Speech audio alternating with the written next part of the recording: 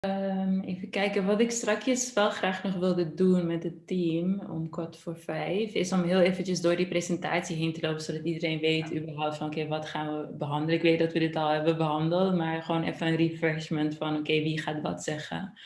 Maar voor nu is het zo ingedeeld dat we beginnen met de introductie. Daarna gaan we over naar die expectations die Jovi gaat presenteren.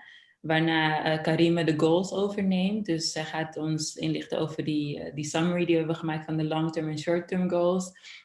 En daarna gaat Dirk de guidelines opnoemen die jij, Rubia, hebt opgesteld ook. En ja, dan gaat Sarita het overnemen met de lecture. Dus dat is het in principe. Oké. So, wat verwacht je van de intro's? Nou ja, wat ik zelf fijn zou vinden als want ik probeer heel erg na te denken vanuit studenten en coaches ook en onze veiligheid als taskforce. En ik denk dat het fijn is om gewoon even te benoemen van oké, wat is jouw positie binnen Amphi? En heel kort, wat is je visie op diversiteit en inclusie of hoe ga je daarmee om? Ik denk dat het sowieso wel fijn is voor de luisteraars om een korte intro te hebben van oké, wie zijn wij? Waarom zitten wij in deze taskforce überhaupt? Oké. Dat lijkt me logisch, maar als jullie daar anders over denken, graag. Ja. Het staat nu ook in de slide, zeg maar, wel aangegeven. Bijvoorbeeld Rubia, bij jou staat ook gewoon duidelijk Communication Manager. Dat zag ik, ja. Dus het spreekt al voor zich als ze dat lezen. Maar ik denk dat het toch wel iets menselijks heeft als je dat zelf ook nog gewoon benoemt. Of zegt van ja, dit doe ik en hierom, om deze reden vind ik het belangrijk. Oké. Peter is not joining. Oh.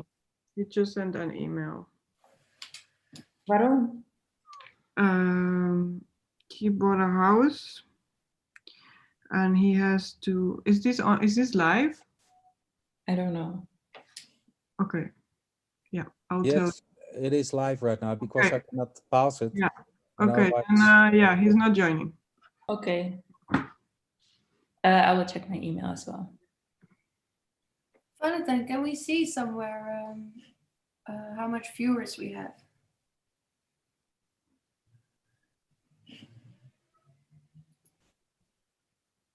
Yeah, the problem right now is every time I needed to start, I get a different URL. So the precise URL. But if you see the channel, you can see the videos. This is the current one. We have 9. Oh. We have 3, I think. No, there's one right at this moment. And I will have a look at the old link. Because otherwise, that's terrible.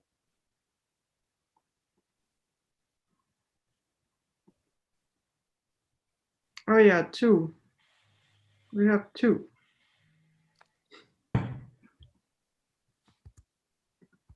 We have 2 of? Two viewers, which is my friend, because I know he texted me, and someone else. I'm not even able to see the live stream. I think it's... So, if you go into wait, I'm gonna send it on the chat, and then click on live, Amphi, live stream. I see. Oh, but then we should have sent this email or this link. Yeah, but every time we start and stop, Sorry. Sorry, that was me, sorry. Oh. Sorry, Valentine, what did you say? Every time we start? Oh, okay, but the Amphi video, that's the correct one? Okay, we'll have a look. I just send that to my friends and it's working. Yeah. Okay. Okay, yes. Because they were telling what we were saying, and that's why I was like, are we live?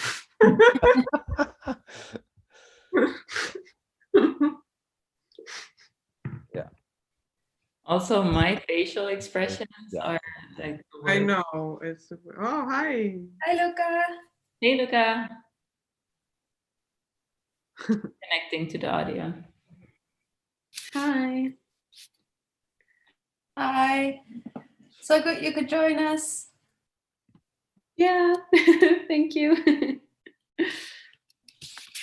Luca, just for your information, Sarita is also in this meeting, and Valentine. Valentine will help us with the technical part of this session, which is amazing because we wouldn't have managed this by ourselves, to be honest. And Sarita is the guest lecturer, which you will meet in. Okay. She's just arranging her presentation. Yeah, okay. And the rest you are familiar with, of course.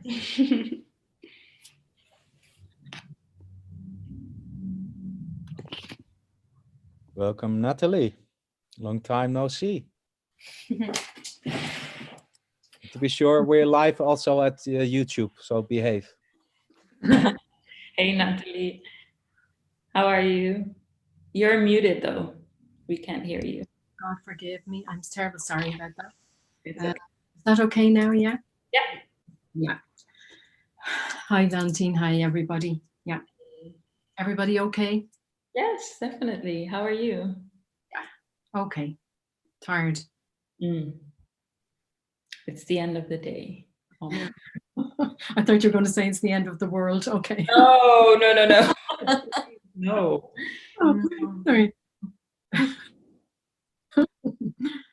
I will not burst into song. Don't say that in YouTube. That it's the end of the world. No, no, no. Sorry, that's my humor. That is my humor. Trying to see which is better. Can you see me better now? Yeah. Yeah. Yeah, we're able to see you. Right. Good. Yeah.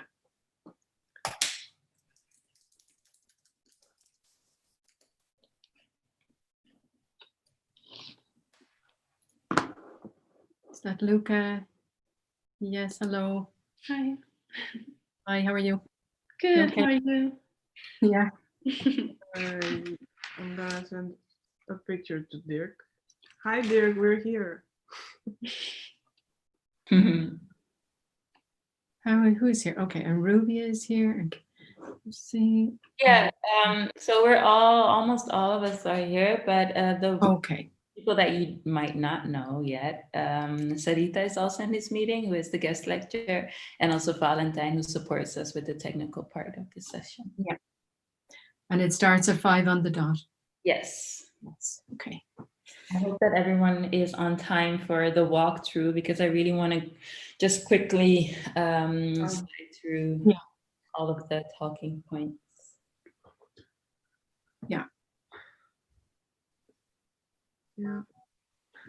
I think Natalie should join. She should join us. Was she able? Because I think she couldn't, right? No, she's going to join because Okay. they're just earlier. Yeah. Ah, cool.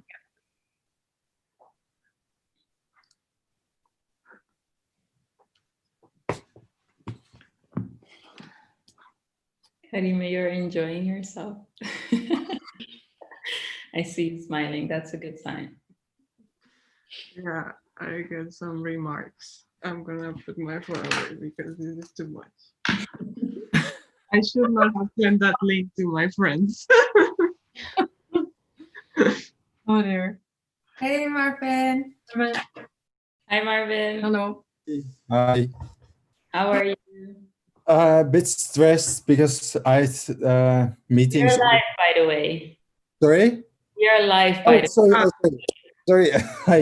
Yeah, I'm doing well. I'm doing well. Yeah, just very busy with my graduation. Oh, Yeah.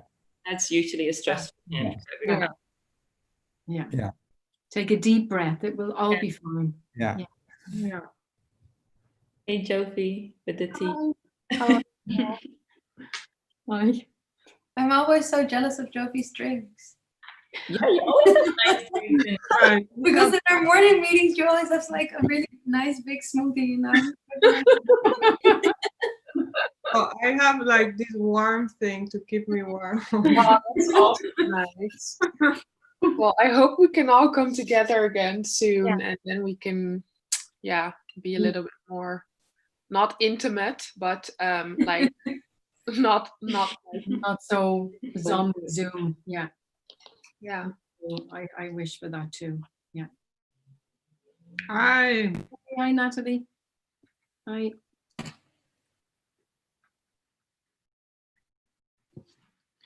Okay, so Okay. Oh my gosh. what? Can we maybe, Valentine, are we, I'm sorry, I need to herpakken. Yes. Yeah, live. Yes. People see the chat in Zoom? Or are we from the task force No. only to see? We won't see. Only we. Okay, I'm gonna mute myself for a minute, sorry.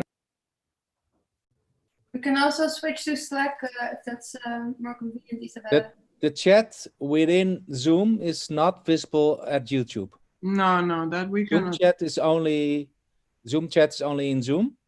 Yeah. And I will, if there are some questions on YouTube, I post it internally manually. Okay, great. Yeah. Thanks. Yeah, that's good. Perfect. Yeah. Right. Yeah, we're just waiting for Dirk so we can. Hi, Sarita again. So this is a whole team. This is Sarita. Hi, Sarita. I think because she was testing her mic. Oh yeah.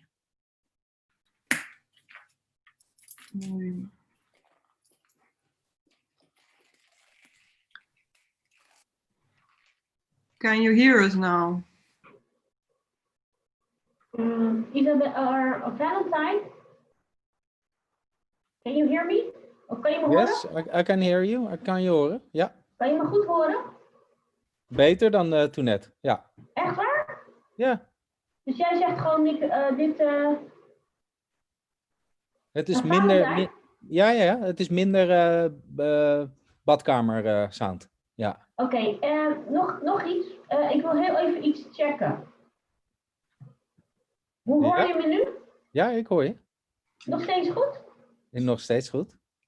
Oké. En nu? Hoor je me nu? Ja, nee, ik hoor je goed. Ja? Ja. En nu? Hoor je me nu? Ja, ik hoor je zelfs nu. Ja, ik probeer verschillende dingen uit. Maar... Ja, nee. Ja. Dat gaat goed. Ja. Ja?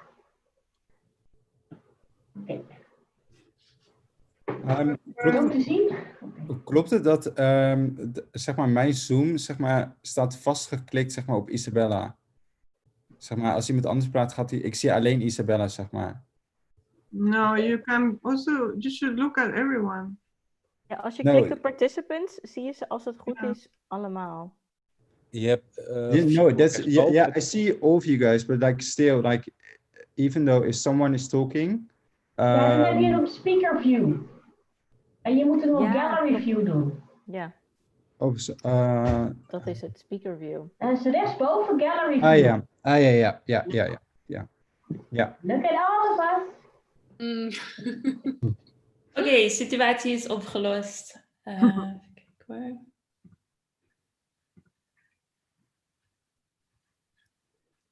Okay. Oh ja. Yeah, we are live, everyone, so we can communicate through the chat if we have something to say to one of us.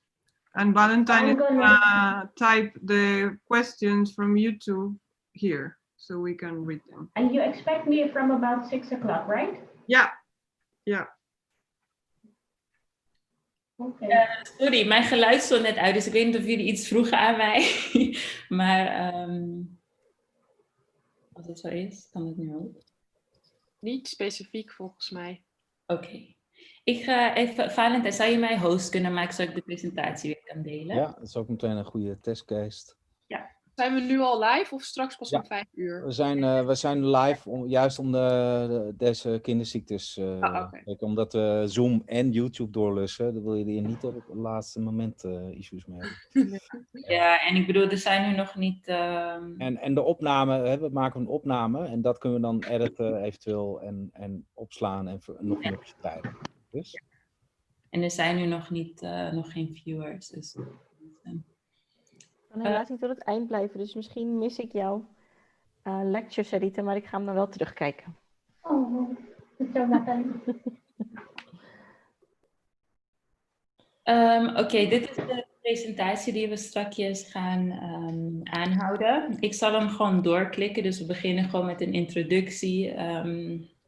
Ik wil best een introductie doen om iedereen welkom te heten. Daarna gaan we over naar de agendapunten, dus wat we deze sessie gaan bespreken. En dat wordt een introductie van de taskforce. We gaan de short-term goals en de guidelines bespreken. En Sarita gaat ons een inspiring lecture geven. Waarna voor de short-term goals en de guidelines er ook ruimte is voor een Q&A en ook na de lezing van Sarita. Er is hier een korte samenvatting van of introductie van alle teammembers. En wat de bedoeling is dat als ik dan jouw naam noem, dat je dan gewoon even kort kunt toelichten wat je doet binnen Amphi. En ja, eigenlijk een beetje wat jouw visie is met deze taskforce. Het hoeft niet heel uitgebreid. Ik zal het gewoon heel kort houden en krachtig, zeg maar. Gewoon vooral duidelijk van wat het is wat jij verwacht en wilt bereiken hierin. Can I say something? Because if you're a host, then it's only your image in YouTube. Yeah, that's what I meant. Like I only see Isabel.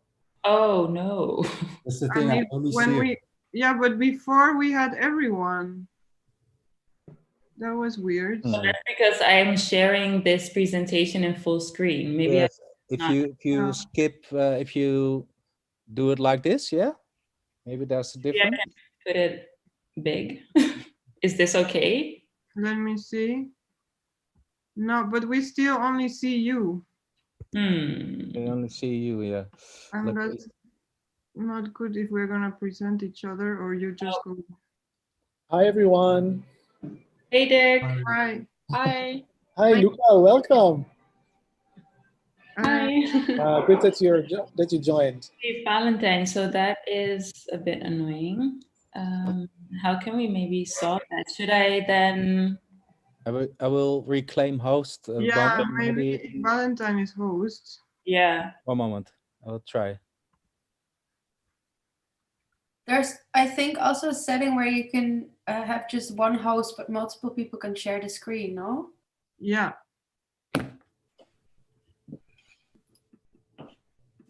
Okay, now it's everyone.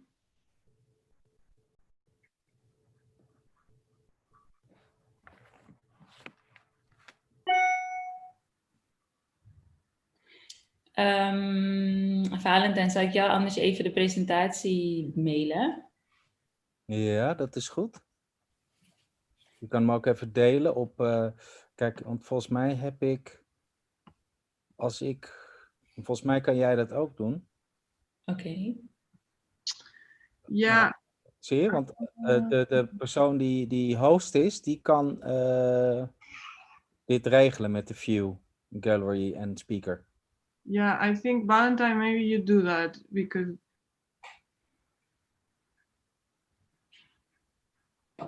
otherwise it's gonna be. Ik heb de iCloud link naar je toegestuurd. Naar je e-mail. Maar even in zijn algemeenheid voor iedereen, wat we dus gaan behandelen is, het is een korte introductie over Diversity Day en dat HVA dit natuurlijk als moment ook neemt om hier aandacht aan te besteden. Daarna gaan we over in een introductie van ons, de taskforce members, waarin het belangrijk is dat iedereen gewoon heel kort en krachtig vertelt wat hun visie of doel is met deze taskforce. Dat hoeft echt niet uitgebreid, maar gewoon even kort. Daarna gaan we over naar de... oh, sorry Natalie, I need to do this in English. After that, and Luca as well, I'm so sorry. So after the introduction of the team, we go on to the short-term goals and the long-term goals, which Karima is going to present. After that, we are going to walk through the guidelines. And I'm sorry, no, let's do this all over again. So first we're going to do an introduction of us as a task force. I mean, I've done this like 5 times, so I'm a bit like falling into repetition, but we're going to introduce ourselves. After that, Jofi is going to walk through the expectations. Then we're going to walk through the goals and the guidelines. And after that, we go into Sarita's lecture, the inspirational lecture. And after the goals and the guidelines, there's room for Q&A as well through YouTube. And also after Sarita's lecture, there's also room for answers. So was that a little bit clear? I hope that I didn't confuse you because I... But in the presentation, it says also who is gonna present what. Yeah. Isabelle, volgens mij kan je ook proberen om het te delen zonder fullscreen. En dan moet je even spelen met die gallery opties. Kan je dat nog één keer proberen? Oké, dat kan ik proberen. Ik ben alleen nu geen host meer. Nu wel. Oké, dan ga ik dat even doen.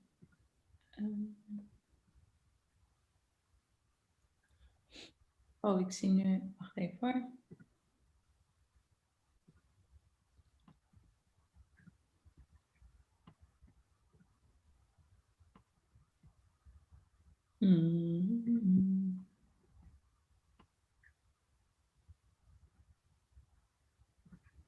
Nou, goed dat we dit weer eventjes doen. Het is altijd weer een gedoe. Maar oké.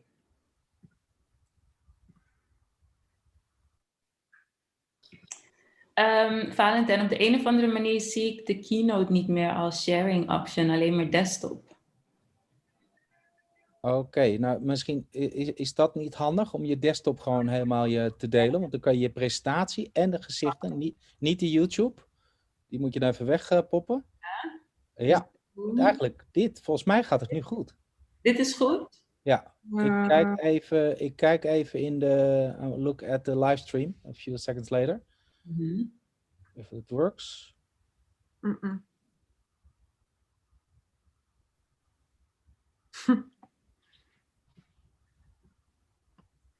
En wat gebeurt er als ik het fullscreen doe nu?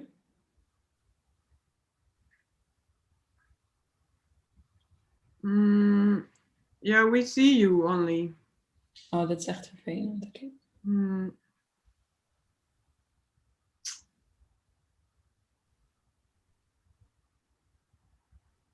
No, the YouTube is delaying.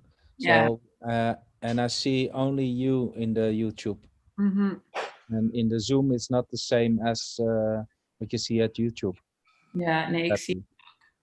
Nee, dat is niet de bedoeling. Ik zit even te denken. And if you do it, Valentine, what happens? No, it's the same. If you're a host, you have the same. Maybe you can add all the faces to it. Isabelle, je kan volgens mij pinpointen elke persoon met elk gezicht. Heb je die opties rechtsboven. En dan kan je volgens mij iedereen toevoegen. En dan gaan we even kijken of ze dan wel zichtbaar worden. Oké, wacht even hoor. Ik heb dat nooit eerder gedaan. Maar wat ik dus moet doen is die 3 puntjes. Deze. Zie je mijn scherm of niet? Ik zie je, ja, maar ik krijg niet alles te zien. Oké. Want er is wel een functie van pin. Maar dan komt er te staan voor pinning. Karima Salami will remove all spotlighted videos for everyone. Do you want to continue? Ik denk niet dat dat de bedoeling is. Ik denk dat hij nu alleen gepind staat op jou, denk ik. Ja. Want ik zie alleen bij jou een green square, zeg maar. Ja, klopt. En nu? En ik heb die spotlight nu voor everyone gedaan. Check.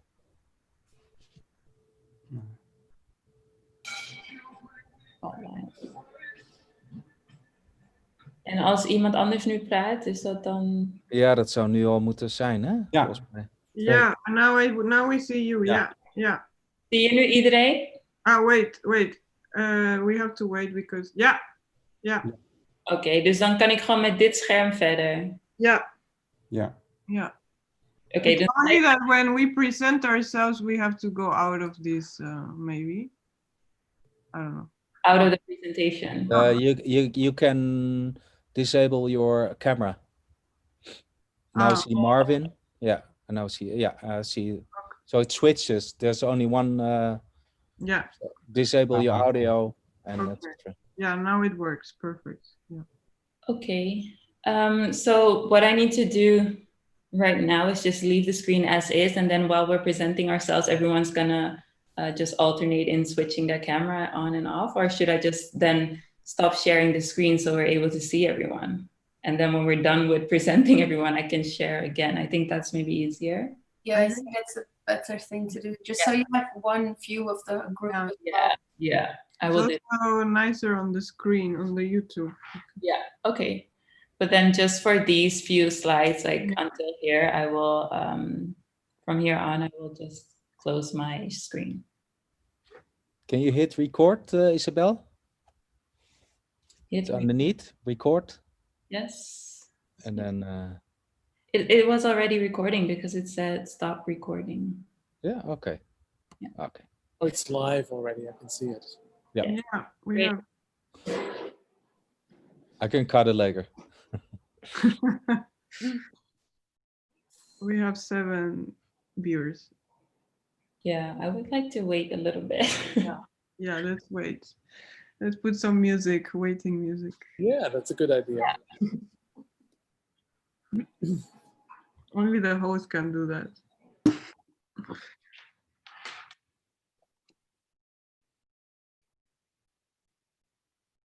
I did a test last week with different software because of the live setting, and I had some music from Spotify on, and 2 days later I got a request to remove the video because of my hip music, I think. Oh no. No, but you can just put your computer music on, Karima, and then we will hear it as well. Okay.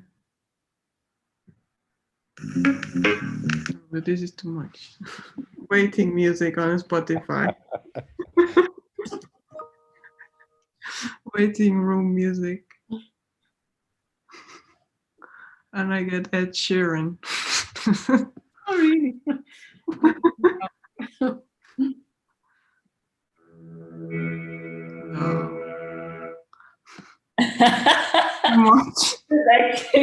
I'm not prepared for this. I'm just prepared for the presentation. That's your idea. It's because at the Miss Heath they always put like music before we start the workshop.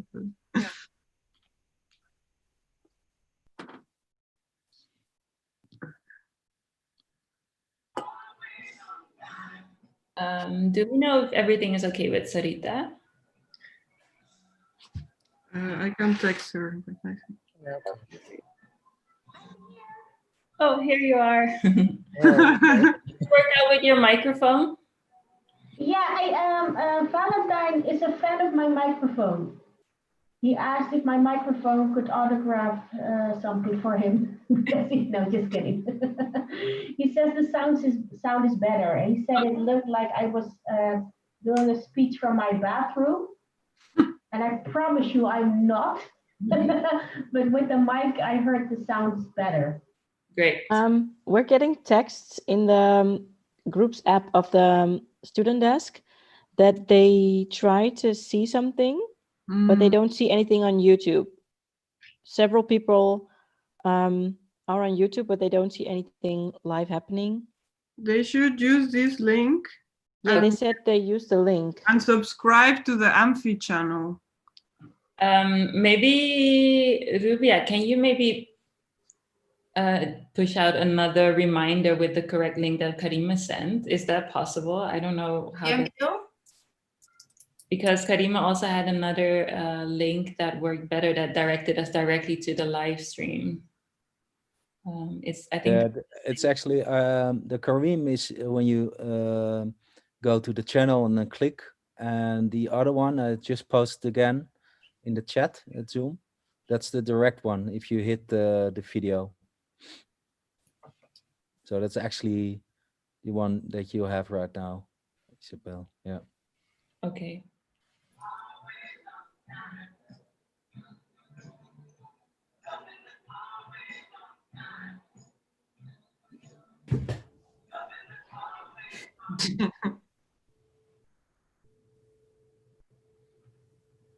Okay, but should we then, if that link is sent, maybe we can start at 7. Oh, it's also in the fashion business and development team, they can't get in. Oh, that's really They're- nice. It's That's good to why see that we- people are trying to get in, but We have 8 people. which link? I'm just gonna send. Chat. There. Oh yeah. It's the link that Valentine sent just now, right? That's the direct link. Yeah. Yeah. Yeah. Did he email it to everybody? Oh no, sorry. Yeah, the link. But I'm trying to, because it's all in WhatsApp group, so I'm thinking how I can send it to them. Yeah, I'm also getting some people that are messaging me. So Rubia is sending an overall email to everyone, right? Yeah. Cool. Yeah, Yeah? thank you. Okay, I'm just gonna say that then. Wat gek dat die link niet gelijk daar naartoe ging dan. Ja. Vervelend.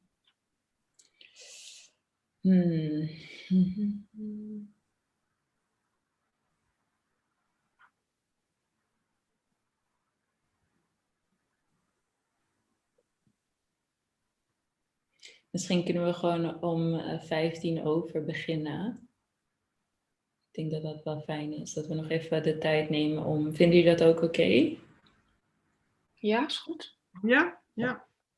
Ja, het irritante is dat ik elke keer dat er een iets andere URL staat. Nu zie ik dan bijvoorbeeld niet c/Amphi.nl, maar er staat de user Amphi video, et cetera. Dus er zijn verschillende routes er naartoe.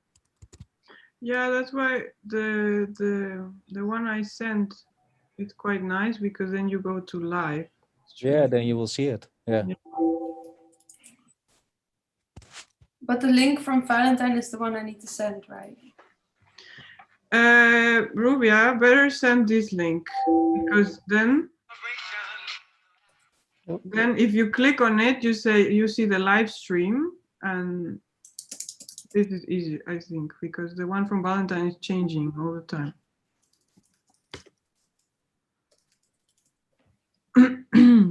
And Karima, do they need to be subscribed with this link or no? Yeah, maybe say that they have to be subscribed because It's already sent out. okay, because I'm not sure, but I think so. No, you don't need to be subscribed. Okay, well, I just checked in Chrome in anonymous mode yeah. without logging in, and I can click on it. Subscribe. Okay. Yeah, Well, I just checked in Chrome in anonymous. Yeah, so it works. okay, now it should work. Great. Thanks, Rubia, for sending out the email. No problem. Thank you. Toch eventjes uitzoeken hoe dit allemaal werkt. Maar ik ben blij dat we... Yeah, we're getting more viewers. Now we have 32, so it's working. Yeah, great.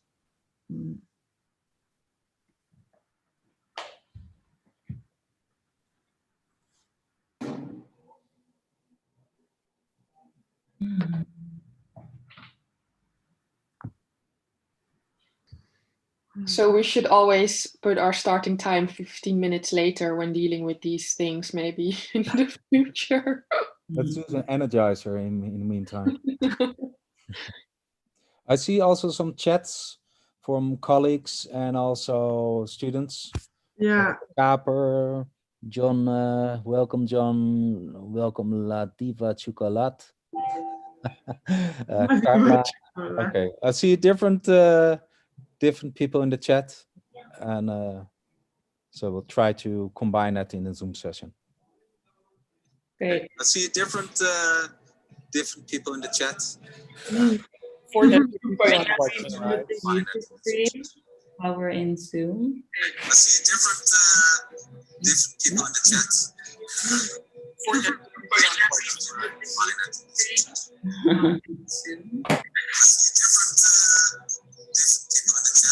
So everyone mute the YouTube video if you're looking at the live stream because we're able to hear it through Zoom. Yeah, I thought it was a joke. No, it's fine. Yeah. Okay, well, we're gonna start in 4 minutes. Just give people some time to adjust themselves and log into the YouTube link.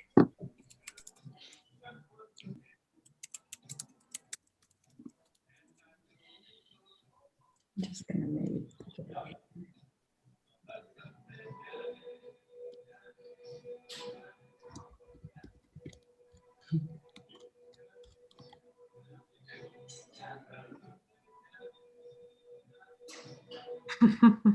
Yeah, because I can imagine that people are confused. Yeah, you're a good live presenter. Yes.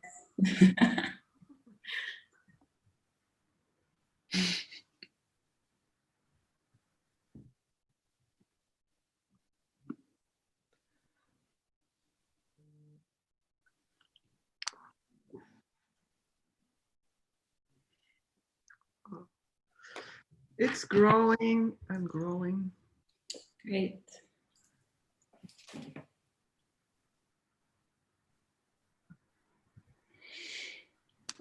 So right now when everyone is talking, it will alternate in the screens, right? So you won't only see my face in the live stream. Okay. Yeah, it's alternating now. We can.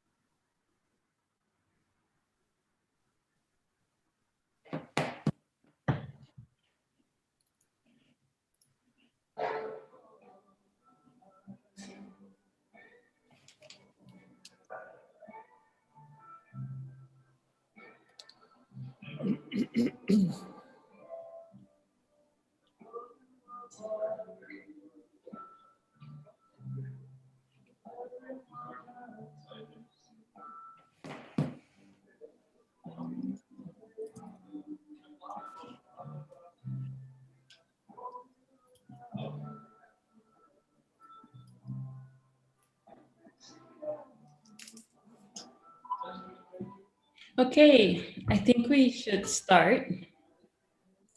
Sarita, do you also want to share your screen so that people are able to see you?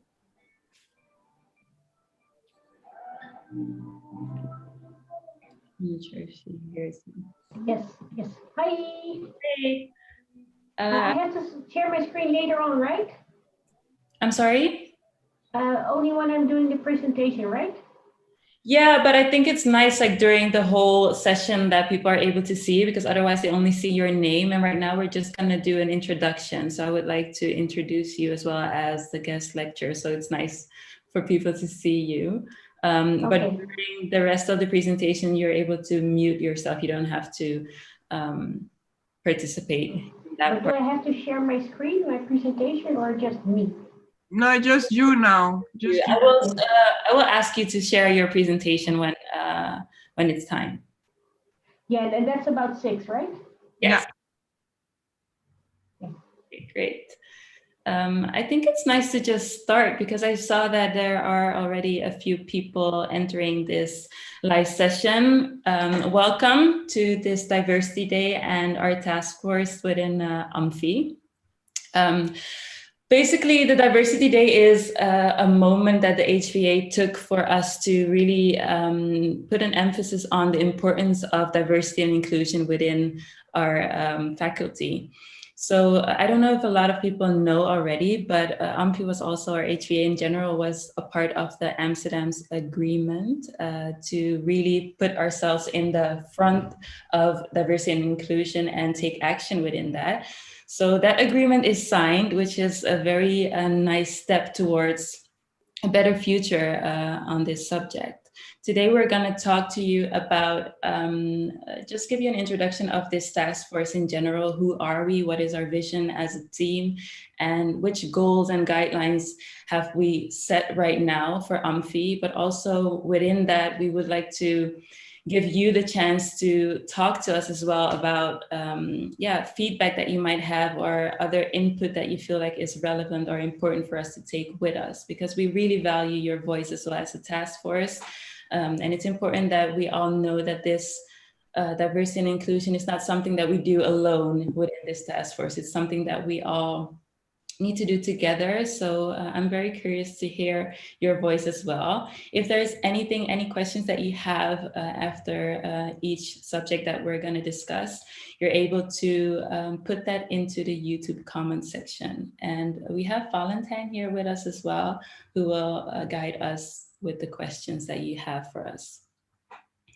So the agenda for this meeting is basically what I just said. We're going to have an introduction. We started a little bit later because we had some technical difficulties with the link, but we're going to start with an introduction of the task force by presenting all the members and our expectations. After that, Jofi will guide you through the full expectations that you might have or what you can expect from us as a task force. After that, we will walk through with you through the goals, the short-term goals and the long-term goals, which Karima will present. We're also going to walk you through some guidelines, which you're also able to give your feedback on. After that, we have an inspirational lecture by Sarita Vainat, who is also joining us. And we really look forward to hear her vision on the topic of diversity and inclusion as well. And we hope that you feel inspired after this session and the lecture, of course, from Sarita as well. Okay, so now we're just going to start really quickly with a team member introduction. Karima, do you want to go first? Yeah, I can go first. Well, yeah, my name is Karima Salame, and I think a lot of you know me, but I'm a lecturer at Amphi for a year now. And I am basically in the design department, but I also teach sometimes for first years, and I am coordinator from this task force, which it means I just try to guide everyone and try to inspire everyone to work towards what we want to achieve, diversity and inclusivity at Amphi. And also my work outside of Amphi is also related to that. So it's nice to have a good combination of education and the creative field on those topics. And that's me on a nutshell. Yes, great. We also have Dirk here, who is the director of Amphi. Yes, first of all, thank you so much for organizing this. I think this is a very important step. So as a director, and also as a person, I value diversity and inclusivity very much. And I want to support and inspire and also facilitate everything that is necessary for diversity and inclusivity at Amphi, because my goal is that it becomes part of the DNA of Amphi. And this task force is one of the first steps for turning this and developing an even more diverse and inclusive Amphi. So thank you so much again, and I will do everything in my power to support and facilitate everything that is necessary. All right.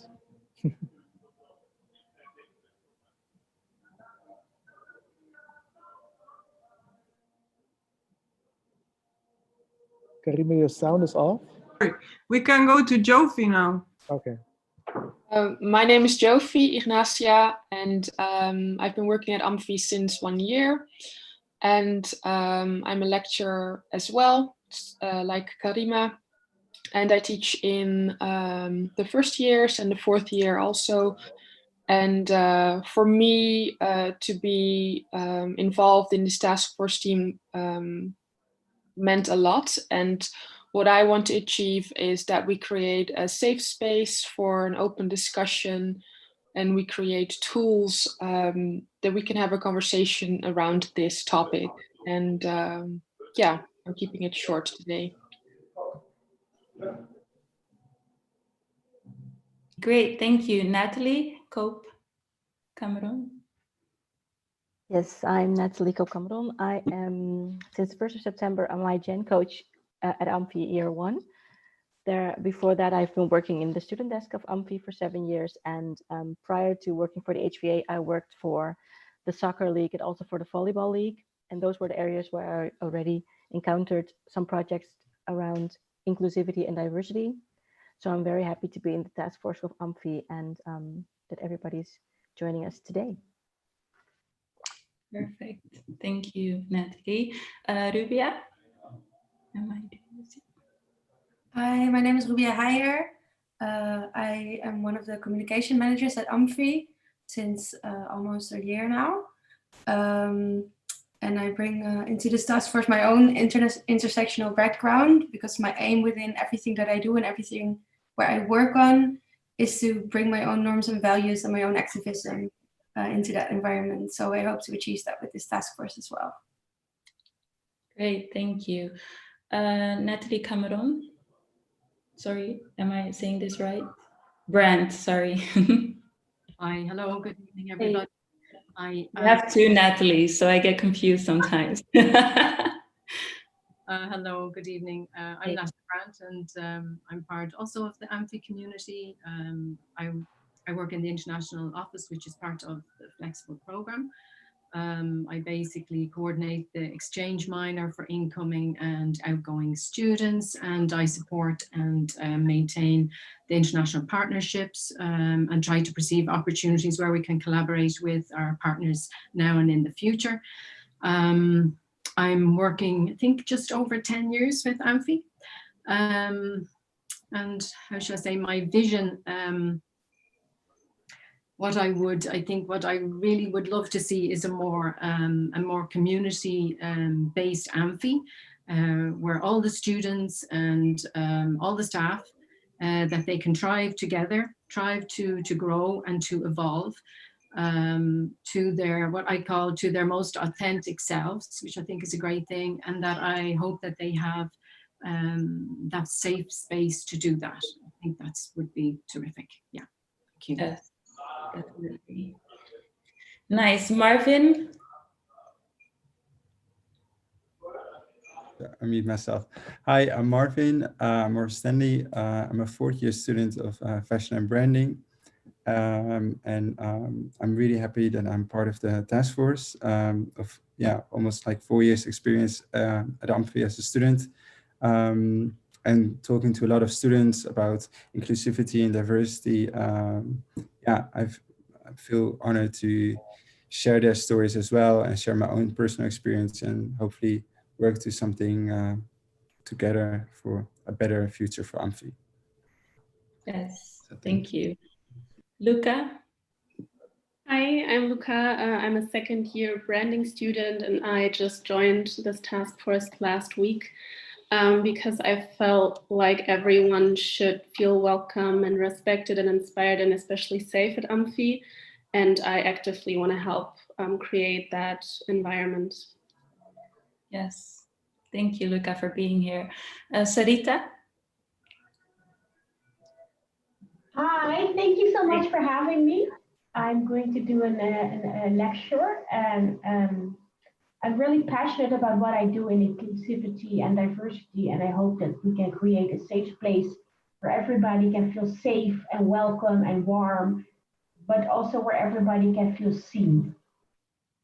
And that's my goal. So I'm just creating a start of awareness in everyday life exclusion, and that we can do better and be better. Okay, that's it. Yes, great. Thank you, Sarita. I noticed that I haven't presented or introduced myself. But my name is Isabella, and I am also coordinator together with Karima of this task force. I find it a little bit weird to say like I'm a coordinator because I really see this as something that we do together. It doesn't feel like I have to coordinate a lot because we're also passionate about this, and that's what I really value about this whole task force group. It's really inspiring to see how we're all keeping each other on track of the topic and giving input and sharing inspiring information with each other.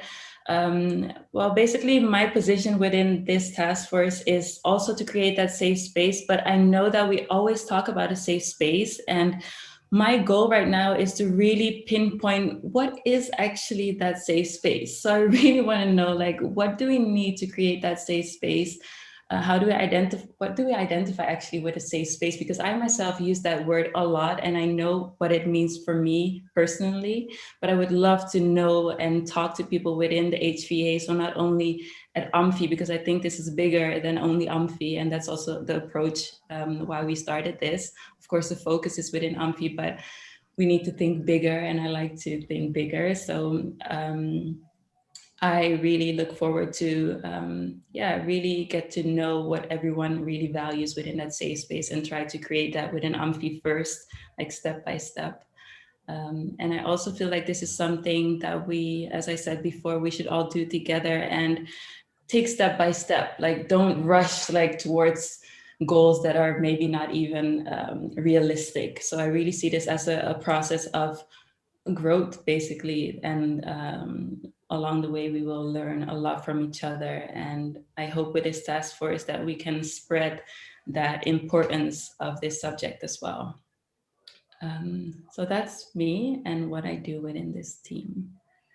I'm gonna share my screen again because we have this presentation as kind of a guide to walk you through all the topics that we want to discuss.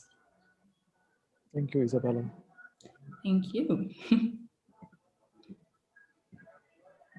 So now you see my email probably. That's not the, the goal here. But here you see the next slide, and the next slide says what to expect from us. So as a diversity team, we would like to support students and staffs in the best way that we can. So together we are working on the development of the following: how to guide you and our staff through this process.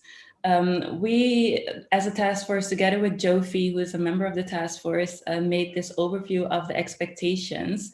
And these are kind of guidelines for you to know what you may expect from us. And also, like, for instance, for which subjects can you contact us, or what is the purpose of this task force in general. So I would like to give the word to Jofi, and she will guide you through the expectations. Jofi, just let me know when I need to click. Yeah, I will click. Thank you. Thank you for the intro into this section on expectations. So before we start, I just wanted to say that this is a work in progress document that we're working on within the expectations. So it's the things that we have developed so far. And as Isabella said, we want to keep the conversation going and add on your insights and everything along the way. So feel free to make notes, or if you think things are missing, please let us know. Jofi, so yes? Maybe you can present the presentation in a screen view. What? Isabella, can you share the screen, full screen presentation? Yeah, the thing is that if I do that, I'm not sure if they will see you, but I can try. Yeah, we can't see Jofi in full screen, but even without full screen.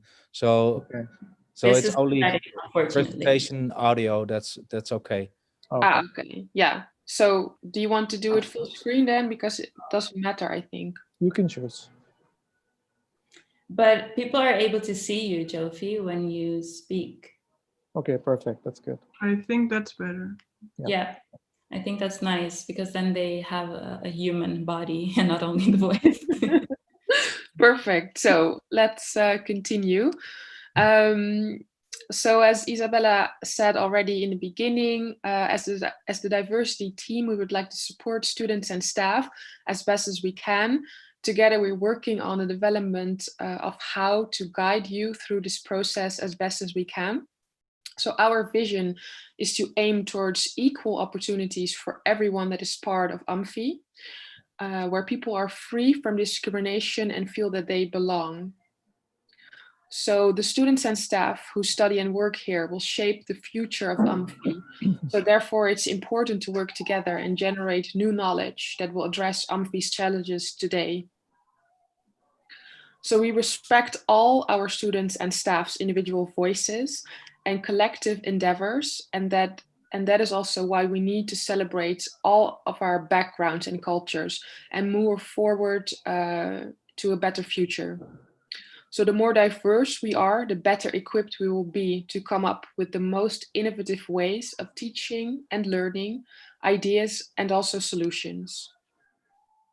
So within the task force team, we want you all, students and staff, to feel and be supported by us. It can be when you, for example, have a certain question regarding your curriculum, or how to talk with students when a discussion comes up about racism, or how to politely and respectfully address when incidences occur. So these are just some examples that we wanted to share, but there are many, many more. You can click to the next slide, Isabella. Yes. So the expectations, like our role within the task force team.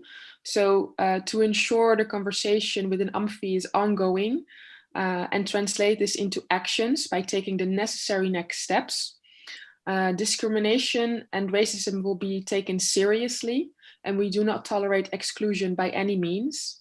We are creating a safe space to improve this together. And what Isabella already said, I think it's good for us to maybe identify what does the safe space mean for you personally, so we can have an overview on that and see how we can create a safe space that is safe for everyone.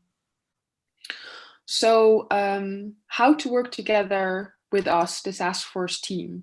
So you might be wondering, like, when should you contact us? When can you ask us for help?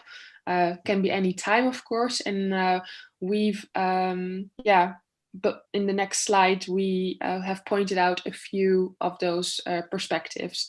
Next slide, please. Yes. So this is, for example, from a student perspective. So it's important for us to include students into the conversation. We need to involve more students by listening, learning, and showing empathy towards their experiences, and making sure we reflect together and come up with a game plan for the future. So students can contact the task force team, but we will also be contacting students directly as well. Support with knowledge. We can provide suggestions for various resources that are based on a worldwide and cultural perspective within theory and practice. So it could be books, articles, podcasts, films, etc. We also want to encourage dialogues in classroom. So it could be entrances on how to discuss racism, and not only racism, because we have to be sure that it's important that we talk more about sexism and other isms as well. So we stand for diversity as well as inclusivity, and that's related to anything and everything. So it could be including lived experiences and privileges. You can go to the next slide. Yes. This is from a teacher staff perspective. So we want to, of course, also include all staff members into the conversation. We're organizing workshops for the entire Amphi staff to help with creating more understanding and awareness. A guidance with the curriculum. For example, does the work still match with the values of a diverse and inclusive Amphi? So we're looking into ways to manage a fashion for all approach. One of the things we could do is we want to do a literature scan. So for example, you can scan your literature selection by looking at maybe social or disciplinary backgrounds of authors, which relevant perspectives might be missing, and where to start looking for that missing literature that enriches the courses.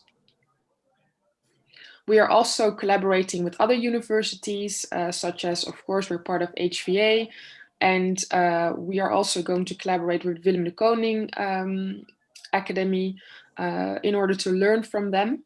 So we will be sharing more details on that later on, in the sense of not later on in this presentation, but later on, you'll hear more on that from us.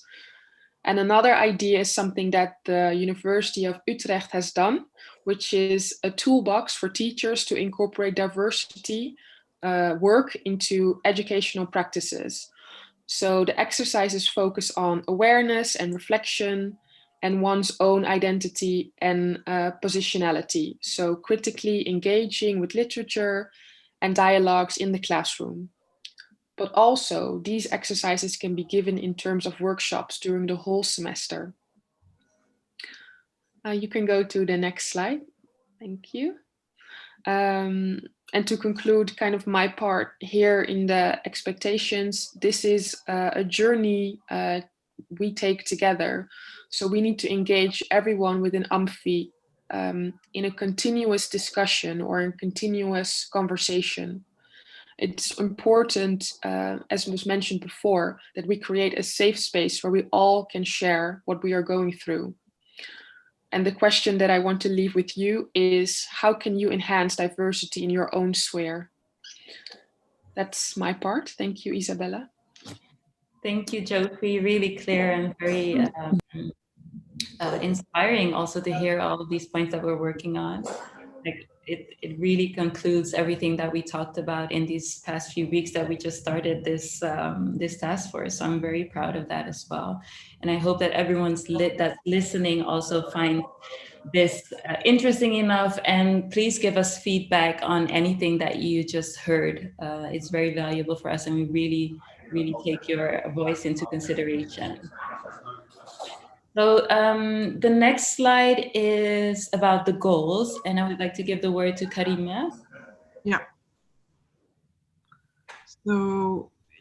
So I want to present the goals, and this is a brainstorming that we did within the team, and also taking into account the voices of the students, also about the current events that we had from teachers, from the student council. So we kind of try to summarize everything. Click, please. Yes. I'm not gonna read everything, but this is kind of our brainstorm, from where we got all the different ideas and missions and concerns that we had between the institution and between us.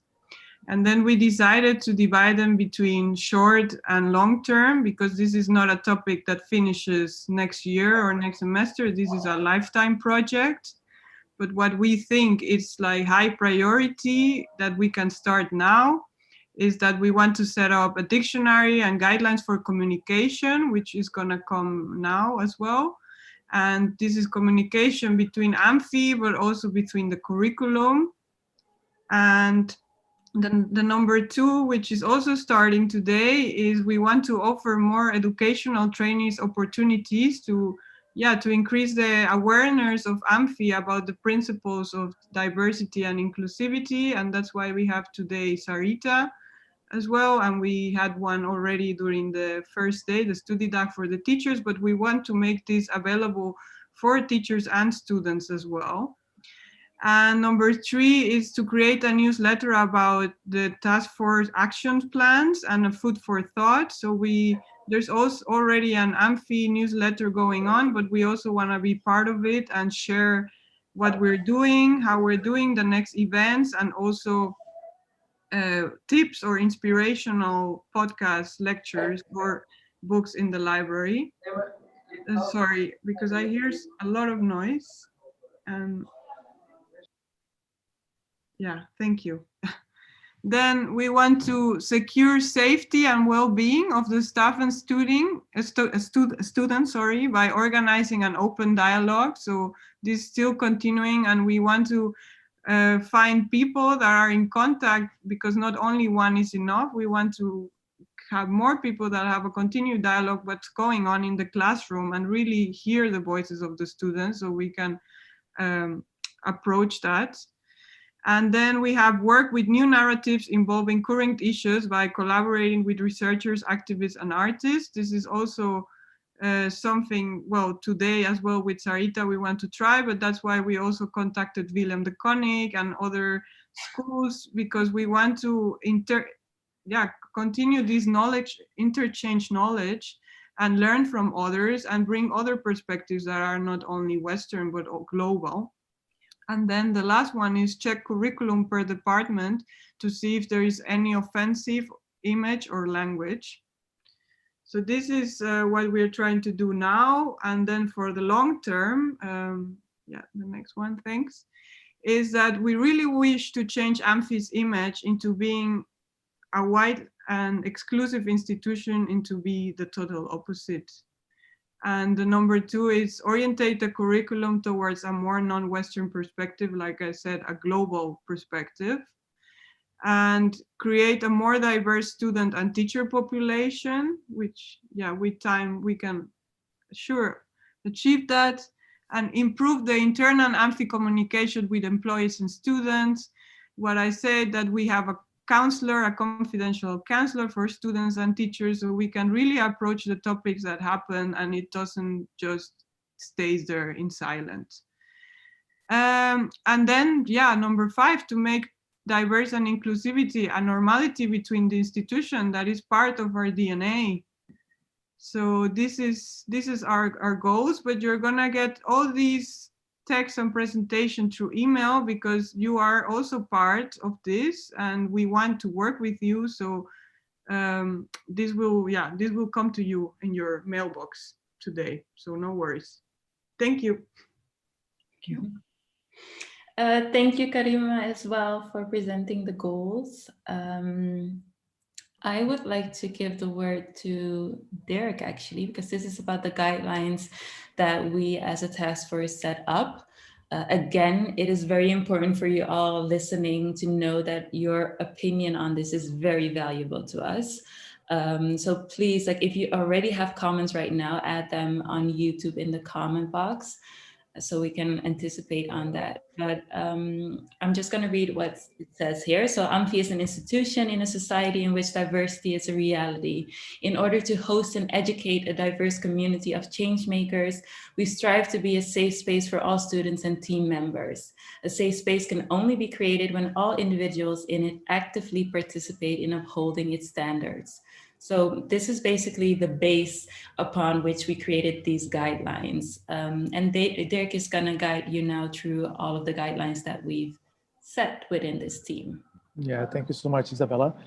So we formulated 5 guidelines, and of course, please comment, and then we can also add and alter and specify those guidelines. But of course, safe space is like a word that was already often mentioned. So creating like a safe space, a space where everyone feels seen, heard, and welcomed is really important. And it's our responsibility that we can guarantee that safe space. So we need to create a non-judgmental environment in which we value and see differences, and of course, acknowledge our own privileges. We also added at the end some questions that we can ask ourselves, and of course in the next months we also gonna anticipate on those questions. So the first one, the safe space, is really important. The second one, inclusion. So we are an international institute, so we have an international student body, so it's really important that we speak and write in English when it's necessary. And also we are inclusive in our curriculum as well as in our classroom. So our aim is to take knowledge and the inspiration and the input from outside of our own lives and our experiences and position. And of course, important to mention that we include non-Western perspectives of fashion, so that we have a global perspective of what the fashion industry is. and all our students should feel included in our education and our classroom. So the inclusion part, safe space, is really important. And also what Isabella and Karima were saying, the short term and the short-term and long-term goals are, of course, focusing on that. The next one, the third guideline, is communication. Like, in order to drive the change that we want, we need to get comfortable with having uncomfortable conversation. We need to talk about it. We need to discuss it, and we have to debate and reserve space to speak up, and of course, challenge behavior with transparency and also the empathy. Mutual respect, it's also on the manifesto when you enter the building. Mutual respect and open mind, an open dialogue. And we can learn from the perspectives of others. So listening, communicating, but also listening is the key to learn from each other. So that's why listening, but also communication and the language that we speak is very powerful. So that's why we are also going to focus on one of the first steps is the vocabulary. To change and alter that in a more 21st century perspective. And the fourth one is feedback and complaints. So at Amphi, there's a zero tolerance for racism, sexism, discrimination, bullying, or sexual harassment. As a director, as a teacher, as a manager, we are aware that we have an exemplary function. So we take every complaint and every incident seriously, and we will follow them up in a very careful, a very confidential manner. So that's really important that it's very careful and very confidential. Of course, we're open for constructive feedback, and apologies should be normalized within the team and then also in the classroom. Criticism, complaints lead to reflection. And of course, we are an educational institution, so reflection is really important. So also within the manifest, embrace failure. So also embrace mistakes and turning them into educational moments. So that's really important that we are open for the feedback and the complaints so that we can change and make a difference. And the last one, of course, educate yourself. Self-awareness is really important. We all have a responsibility to educate ourselves on topics we feel uncomfortable about or where we lack knowledge. And also one of the goals within the task force is that we can facilitate everything that is needed, that we can educate ourselves. So that's why I was also saying in the beginning that we as Amphi, we're going to facilitate and support that everything that is needed, that we can educate ourselves. And that's really important. Thank you so much. So those are the 5 guidelines. So we, of course, going to distribute them, of course, also on the Amphi community. Thank you so much, Isabella. So the word is back to you. Yes, great. Thank you, Derek, for the introduction of the guidelines. We would all like to take a moment for you to put in any questions that you have so we can answer them. Important, again, I feel like I am falling into repetition, but we want to develop and grow together with you on these subjects. So therefore, we want you to know that this is a draft and that we need your feedback and input to make it even better. So please drop your questions on YouTube. And as Karima and Derek also mentioned, this document will be sent to all of you. So whenever you feel like, okay, now I've thought this through and formulated my question really well, then you can still email us, of course.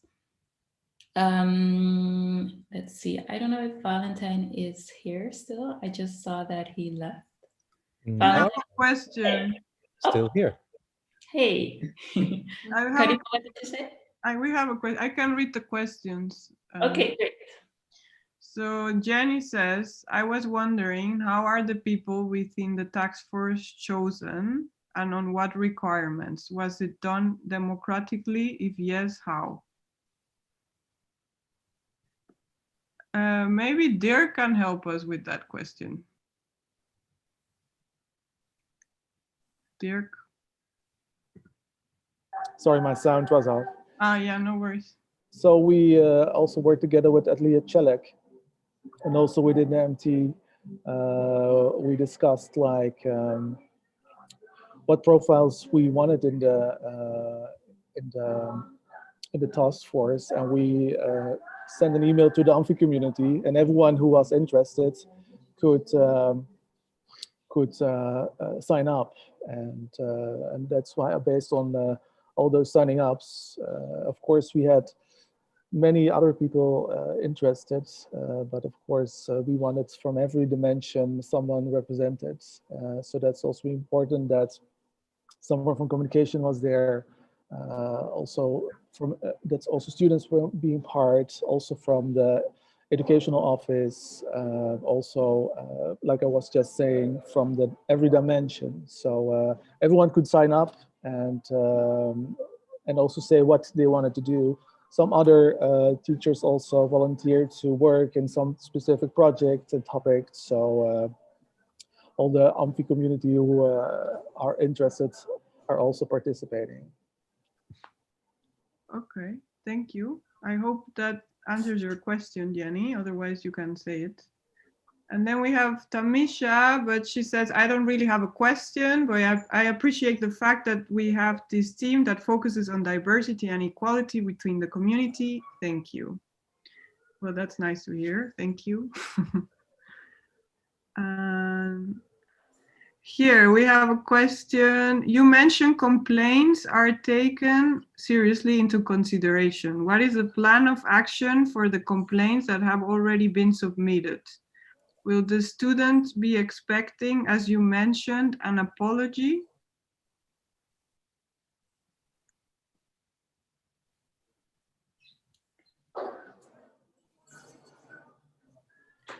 Yeah, well, basically I can answer that question. The action plan for complaints, I mean, we strive to give the students and the coaches an open approach. So we hope that whenever things happen in the future, that people feel like we as a task force are approachable enough to put your complaint in, and we have set up this kind of system where whenever we get a complaint, because we are not a rescue team, I need to make that really clear. We are not kind of like here to put out fires, but we are here to talk about the things that bother you and make you feel unsafe within your school period or within your work as a coach.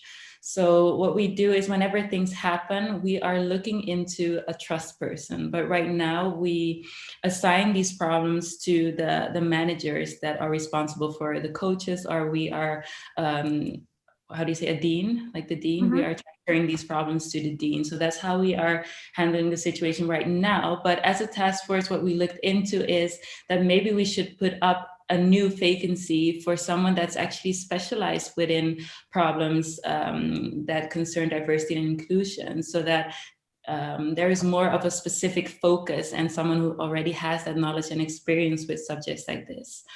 As far as the apology, I'm not sure on how to answer that question actually with the apology, because maybe that's something that communication or Dirk can answer.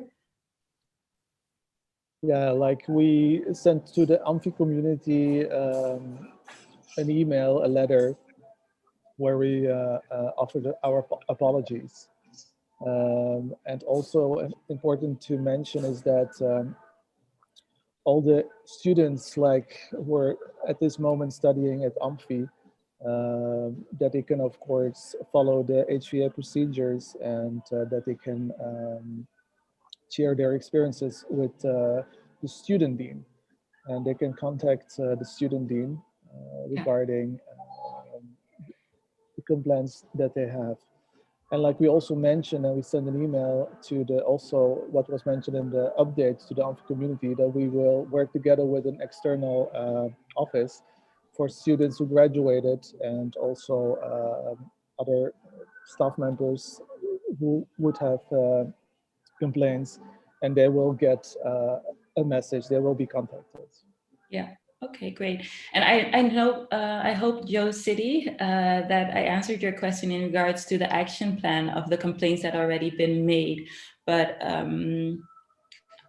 one of the short-term goals of us as a task force was already to open up that conversation with, of course, the teachers as well, who are mentioned in the comment box, because I'm referring to, I think you're referring to the complaints that were put up on Instagram after the Blackout Tuesday. I'm assuming, I don't know, but there we're going to have this, we're going to organize conversations with the teachers as well, because I mean, it's of course important to talk to the people who were named specifically in these comments as well. That's something that's definitely prioritized in our short-term goals. Okay, then we have another question, which I'm going to translate. Where can the students find like a counselor or a contact person? I think we kind of answered it before, but I mean, there's always a student counselor, and yeah, we're also trying to find more people to help us with this, but I think Dirk and Isabella already mentioned it before. Yeah, I don't see any questions anymore. Mm-hmm. Okay, but then we're right on schedule actually, because we said that we are going to start the lecture with Sarita at 6. If there might be other questions, and I'm 100% sure that there are, maybe you don't feel comfortable with putting them online, you can always email us. At the end of this presentation, we will give you an email address that you can use to contact us with your questions. But now we're going to hop into Sarita Vainat's presentation about diversity and inclusion as well. So thank you. Thank you for the questions, and thank you for your compliment to Misha as well. Hey, Sarita. Hi, are you ready? I'm here. Thank you again for having me. I'm going to share my screen with you. Sarita, while you're doing that, there is one more question online for Marvin specifically. Rubia, do you have the question? Yeah, I can read it. Marvin, great you are involved. Do you think it will be good to have more students in this task force? I think now, I think in a near future, I think it's really helpful to have more students, but I think also the task force just started, and I think it's great to start small and perhaps to find kind of ambassadors of students that can help us. And yeah, I'm gonna leave in hopefully a year, and then yeah, hopefully the dynamic of the students can still there will be more students involved, but I think it's really important that you are dedicated to it as you want to be involved for a student and be open, because we have all of us have so many opinions, and I do understand as a student sometimes you feel frustrated, but so if you are capable of just hear other opinions and really be proactive and really finding goals, I think you should. Yeah, I think it will be great if other students will join. Yeah, and we have Luca recently as well, Yeah. who's a second-year student, which is great because now we can have like both inputs from someone who's basically in the middle of the process at Amphi and you at the end. So that's great. But I agree with you, Marvin, that it's always good to have input from the students because, I mean, we're basically here for you as well. It's not only about the coaches and about ourselves, but I mean, it's also a lot about you, of course. So yeah, and also I would always please reach out as a student to us, and as much as possible. And if you see stuff you don't like, just please reach out and know we are there to help. And yeah. Yes, great. Well, I hope that answered your question, Kilcoin. It's always funny with these YouTube names. But then we go on to Sarita with the presentation. Are you ready? But Sarita, can you tell us a little bit about your background so that everybody gets to know you better? Because you have an amazing background. So we want both to Yes, know so it's about just it. a wall. No, just Yeah, kidding. No, my name is Sarita, and they often define me as an expert in diversion and inclusion, but I don't think I am. I think diversity and inclusion is about life. It's about participating in society, and we only have it because people are excluded in society on several places. And that's why we have to have these days and these trainings to create awareness. I've trained a lot of politicians of color with a bicultural background, but also political parties, governments, companies, and it's the start of awareness. I want to create some awareness, but also social cohesion. You have a story, and I want you to feel safe that you can share it. And I'm extremely passionate about what I do. So I'm like, oh, I hope I have enough time. And if I don't have enough time, just give me. I'm used to it, but I'm really passionate about what I do and making people feel safe where they are. I think that's really important. And just also being aware that we're all learning, even I, as a trainer, I think I'm also learning always because you're never outlearned. If you think you already know everything, you're excluding people basically because you see yourself as a professional. That's why people call me expert and I'm like, okay. I didn't ask for that title. And I also perform a lot of privilege walks, which makes it from the cognitive part more to the feelings. How does it feel when you see your colleagues or students moving forward or backward?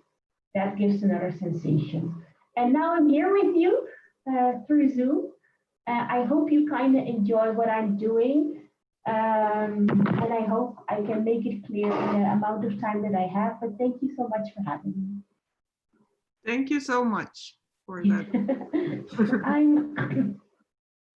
I would like to share my screen. Is it possible? Yes, our technical person is going to make it possible for you. I think now you can. Yeah. Is it?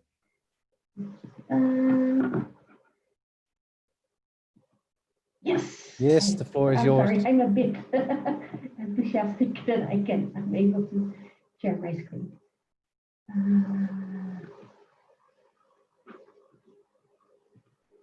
Yes. Can you see some enthusiastic people looking at you? Yes. Yes. So welcome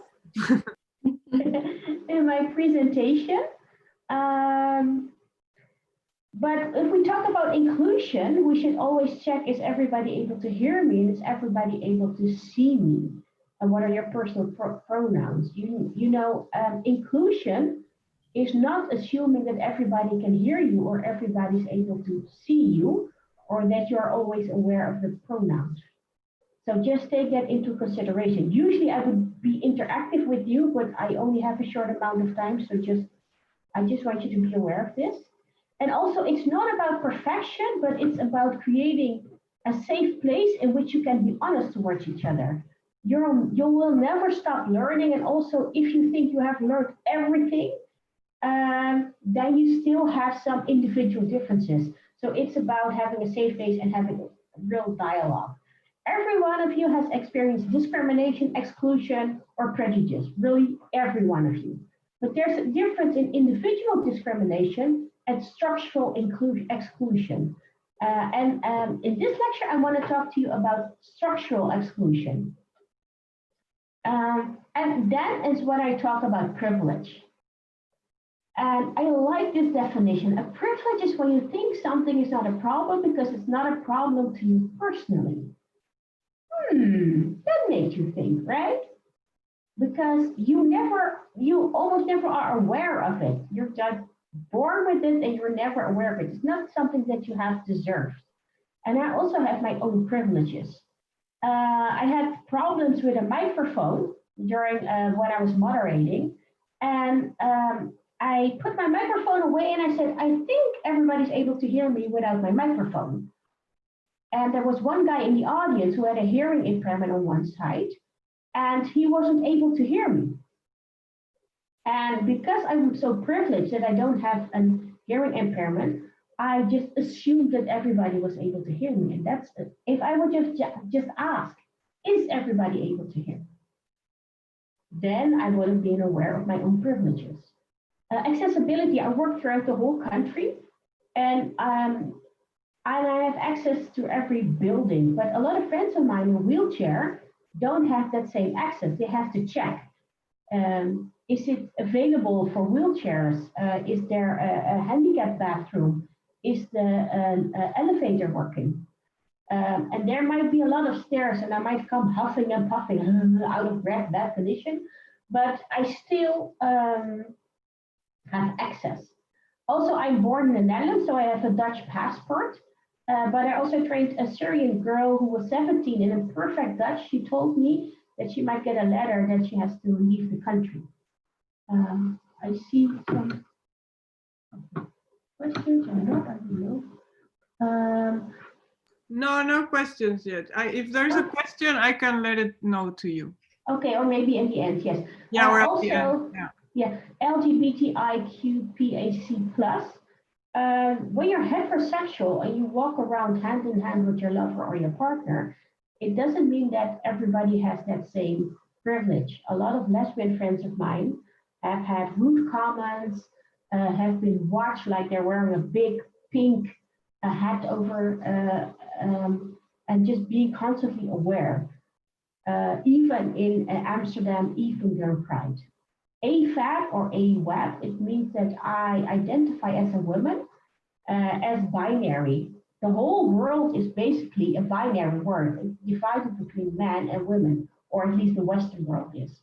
But when you're non-binary or gender fluid or bigender, how do you feel about certain pronouns or certain names? Stuff to be aware of. We move into this society, but nobody's neutral. We all live in a sort of bubble. And if you think that you are neutral or you are the one and the whole world experiences the same experiences you have, then you are excluding. Privilege is not an accusation or it's not a condition of happiness because you also have individual experiences. I once trained a guy, he was so privileged, I almost had to send a helicopter to get him back in line, but he was suicidal. So you also have individual conditions of happiness, but it's a way to create consciousness and to create inclusivity. I also want to talk to you about intersectionality. And intersectionality is coined by the law professor Kimberly Crenshaw. And it's a study of how different power structures interact in the lives of minority, and she, especially Black women, a theory she named in the 80s. And this is she. And there's also a history towards intersectionality. It's very, very great to read about, like Mrs. Truth Ain't I a Woman. She was a former slave who held a speech named Ain't I a Woman, Mrs. Beale's Black Women Manifesto, and Barbara Schmidt from the Combahee River Collective. If you want to learn more about it, that's really interesting. But basically, it kind of looks like this. Nobody in society is seen as just neutral or seen as the norm. We all live in certain bubbles. And the way we carry ourselves around the society is based on our education level, sexuality, ability, age, gender, ethnicity, culture, language, class. Class is often forgotten, but there's a lot of poverty, and also race or ethnicity. It kind of looks like when we talk about structural exclusion, I talk about validism when it comes to disabilities, LGBTI discrimination, sexism, racism, and class discrimination. And when I want to show you everyday life examples on how it looks.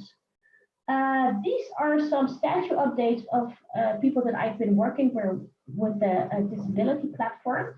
And it says, I'm standing in line with my scootmobile and people just ignore me and go in front of me, making me feel like I'm invisible.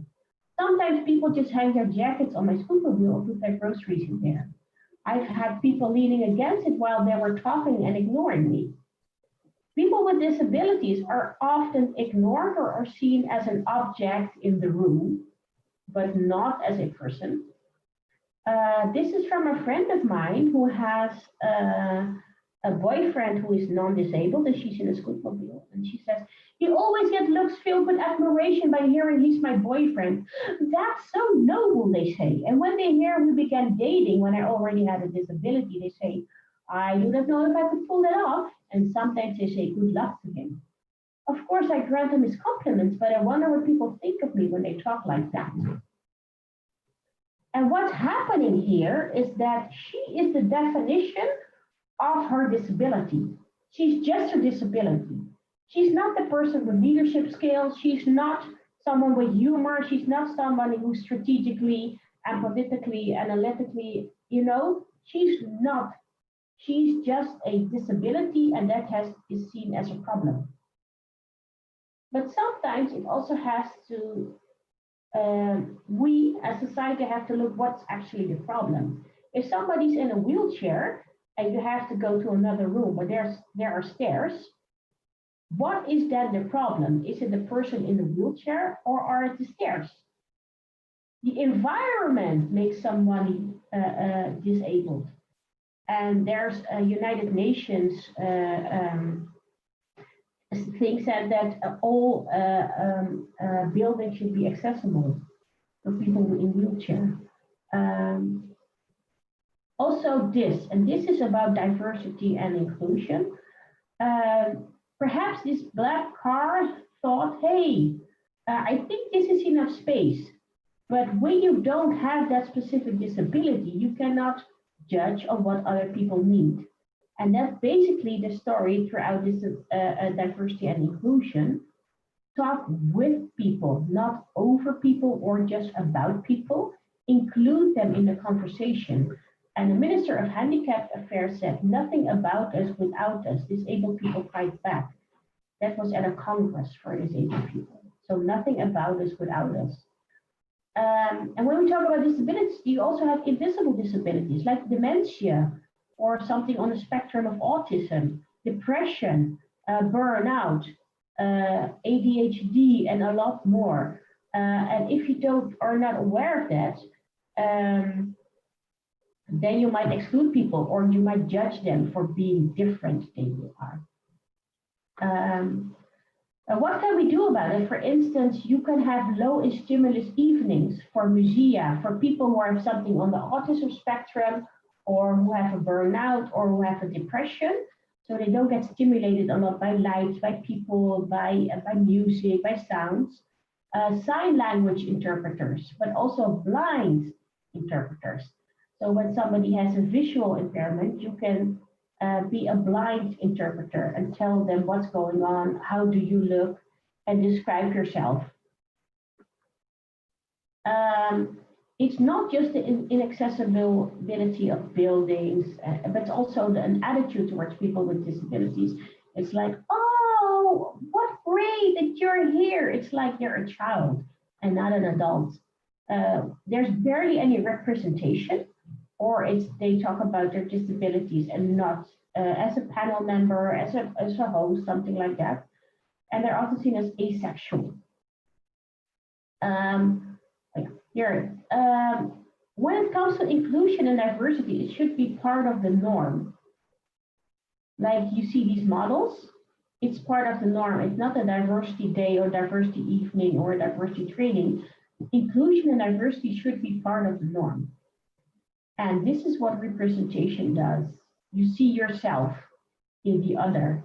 And this photo went viral, but also with Carnival or with Halloween,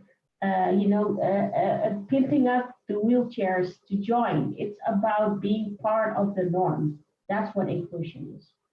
I also want to talk to you about LGBTIQ PAC. I want you to be aware that we are living in a very heteronormative world. The Western world is pretty heteronormative. Think about when you are growing up, about the fairy tales. They were all about male princes and female princesses and being conquered. They were basically all white, and none of them were disabled. And also about the expectations when you grow up. You're probably going to get married, going to have children, but also think about the representation when growing up on TV or in children's books. Also, not all people are aware. A lot of people think Amsterdam is really, pride city of the world, but a lot of lesbian friends will not walk hand in hand down the street and are even harassed more during Pride. Violence in the street, name calling, harassment, especially trans people are usually discriminated against. Lots of violence, of harassment, lots of microaggressions like I want to have a gay best friend, or I want somebody to go shopping with me. You're basically stereotyping people. And people are more than just a stereotype. And also tokenism. I once had a lecture with the Gay Alliance, and one guy said that he had new neighbors and he knew they were pretty religious, and he wanted to tell them that he's a homosexual, he's gay, and he didn't know what to do. And then he said, well, I'm gonna share with you that I'm gay. And then she said, oh, I always wanted somebody to go shopping with. And he's like, no. It doesn't mean that I like shopping because of my sexuality. So he was like, no, then I came out of the closet to be stereotyped. What's also important is that with family, half of the people feel able to open about their sexual orientation or gender identity at home. And when you cannot be yourself at home, you need to find a safe place where you can be yourself. But also about racism. About 2/3 of the community experience racism, being seen as curiosity, a fetish, or just plain racism. So no blacks, no Asian, no chocolate, no curry, no rice, no spice.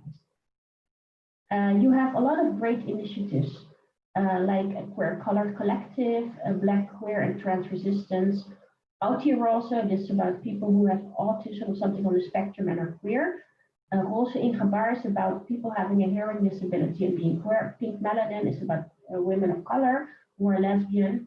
And so you have a lot more organizations where you can actually feel at home. I also want to talk to you about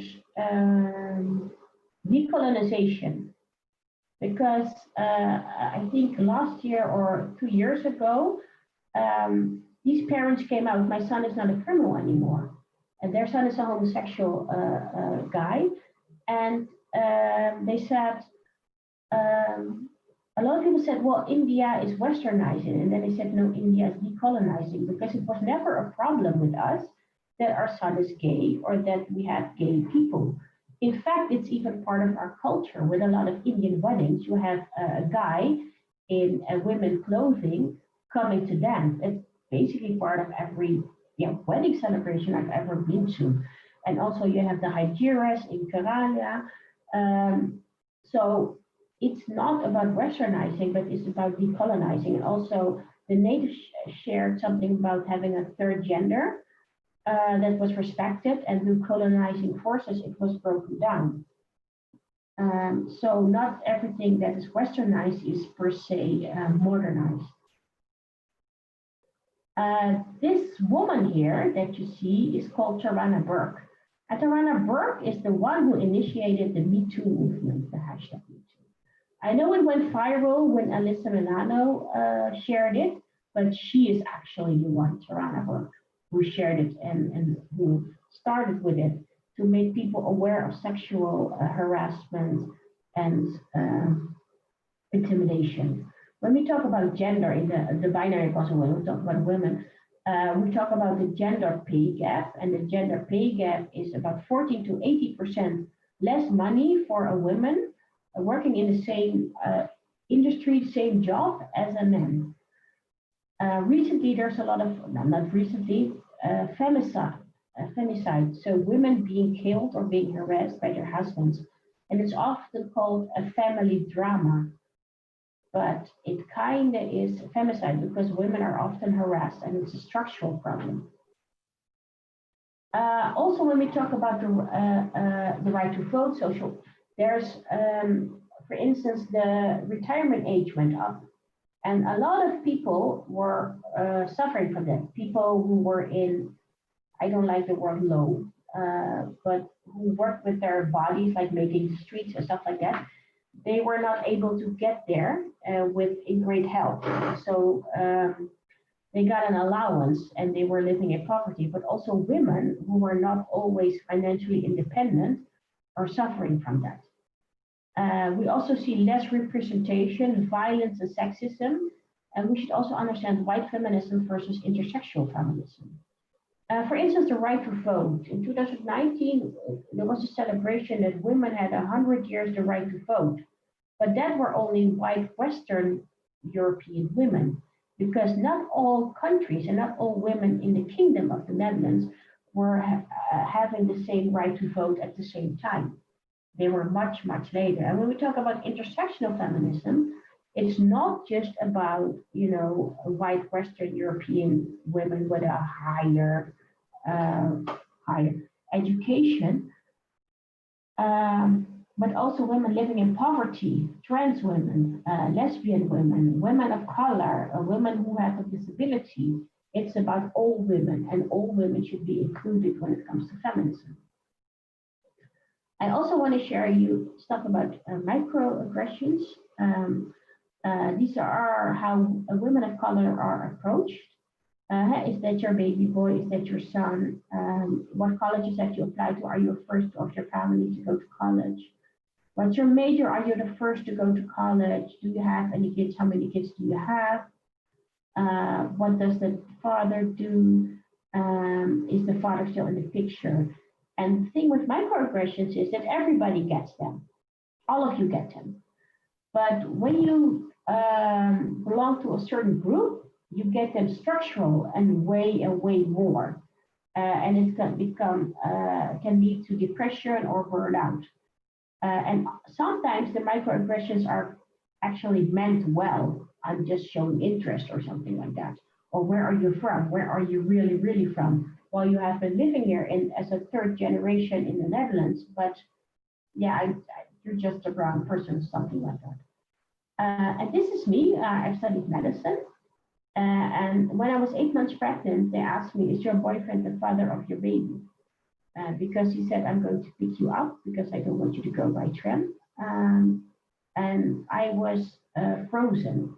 And this is what often happens. I'm very assertive and I talk to, you know, hundreds of people. I don't mind, but they call it a racial freeze or something. I really didn't know what to say anymore. Why wouldn't you think that he's my boyfriend? And that goes back to colonialism also, that women of color were seen as hypersexual, or people of color were seen as the missing link between development between monkeys and white people, and they were closer to nature. When it comes to feminism, we should also talk about toxic masculinity. And toxic masculinity reduces men to masculine stereotypes. Not being able to have emotions, not being able to take care of someone or to take care of the children, always wanting sex. Never, if you fail during sex or you're too tired, you fail as a man. And you can also see them in high suicide rates, even more than women. And you can also see them for instance, in the Netherlands, when a heterosexual couple has a baby, the man can have a leave of 2 days and the women for about 3 months. There's also some inequality there. After gender, I want to talk to you about racism, and I want to share with you something about a professor, a white woman, D'Angelo, a white woman who wrote White Fragility. And she says, I was socialized to racist individual acts of discrimination. I didn't see myself connected to race. I was just a person. But racism is, like all the other systems, is a system of unequal power, and all institutions are founded on the system. It's group prejudice backed by institutional power.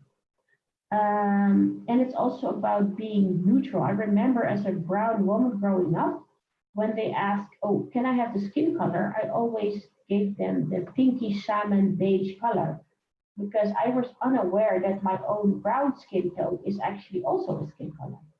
And I came to realize that maybe only a few years ago. Also, this is what it looks like. Structural or racism is a structural form of discrimination. Employment agency discriminate. A white Dutch person with an act of violence has more chance of getting a job than someone with a non-Western last name. In the supermarket, there was a trainings program that if you look like me, they would see me as a budget customer. But if you look like white, blonde, male, then you would be sent to the premium products, the more expensive. But the thing is that it's unfair on both sides because you don't know if that guy is walking with the food bags because he doesn't have a lot of money, or you don't know if I'm a billionaire. I'm not, by the way, but you don't know. Also, the housing market discriminates only people of Dutch descent, and there's little representation or stereotypical. And again, lots of microaggressions, but also the Belastingdienst, taxes who deliberately bullied people who had a second nationality. So structural and institutional racism. But we shouldn't forget ethnical profiling, that when you belong to a certain group, and that's almost always a non-Western migration background, then you're being targeted. I want to share to you a Black Lives Matter, but also Native Lives Matter, because also Native women are, being kidnapped and being burned at a very extremely high rate. And some people think that Black Lives means like only Black Lives Matter. That's not the case. It means that they should be equally mattering to all others. You know, when I organize an evening saying save the whale, it doesn't mean that all other fish are not important. I think dolphins are important too, but probably they're not under attack as much. So that's why we're organizing an evening. I also want to talk to you about the Redskins and when George Floyd died. Fortunately, and I hope they really do, they eliminated the Redskins name. And here's Steve Ovo wearing a shirt with Caucasians on it. So then the tables are turned. Because your culture is not just a tokenism or a costume to wear, without you being aware of what actually people go through in daily life and how they're being oppressed. This is a German thing, but I'm going to translate it. It means that when I'm Dutch, or I'm German when I win, and I'm an immigrant when we lose. When I score, I'm French, and when I don't score, I'm an Arabic person. When everything goes well, I'm the Belgian attacker, but when everything goes bad, I'm the attacker from Congo. And these microaggressions and subtle things in the media also make us aware that things are valued different. There are about 30 to 50 several titles when it comes to Meghan Markle and Kate, but I'm going to share one with you because of time. It's the same situation. They're both a fan of avocados like I am. But here, Prince William gifted with an avocado for the pregnant duchess. Meghan Markle beloved avocado linked to human rights abuse, fraud, and millennial shame. You know, the way they're being portrayed and they're being seen and they're being represented in the media, you can really see that it sounds like really subtle, but it has a great impact. Also, can you be neutral? I think that a difference in opinion is I like tea and I like chocolate cookies and you like maybe coffee. And it's not that about human rights when it comes to human rights. I don't agree with what you say, but I will defend to your death the right to say that's what he says to Hitler, or we want to kill black people, we want civil rights, let's make a compromise. Let's have a reasonable about divorce, or politics don't really care. I don't really care about politics, but when your family is being deported, you know, politics becomes more and more important. And Martin Luther King said, I've almost reached a regrettable conclusion that the Negro's great stumbling block in the stride towards freedom is not the white citizen councillor or the Ku Klux Klan, but the white moderate who's more devoted to order than to justice, who prefers a negative speech, which is the absence of tension, to a positive speech, which is the presence of justice. So being neutral when it comes to inhumanity makes it growth. Also ageism, 12% is discrimination when looking for work, and inclusion should also include all people of age, and we should also value the life experience that people have, and not just see them as, oh, they're old, and you know, they have a lot of life experiences. And class discrimination, poverty. The L.6% became richer in 2018, but we still have working poor. People that are so poor that if they work 40 hours a week, they still have to go to the food bank to get free food. Amazon got richer during the Corona crisis, while lots and lots of people who were working for them became poor. Hospitals were closing, homelessness has doubled, retirement age went up. That means a lot of people who were working with their body, their body was just tired. You know, when you have to work on the streets, building the streets or building, doing hard labor, your body cannot make it till you're 67. And then you get an allowance, but that allowance is so much less. And then you get a retirement pension out of that allowance, which means that you come in poverty. And when you think intersectionality, you also think about these groups, which cover a lot of people with a migrant background, but also a lot of women who came in poverty because of having part-time jobs, for instance.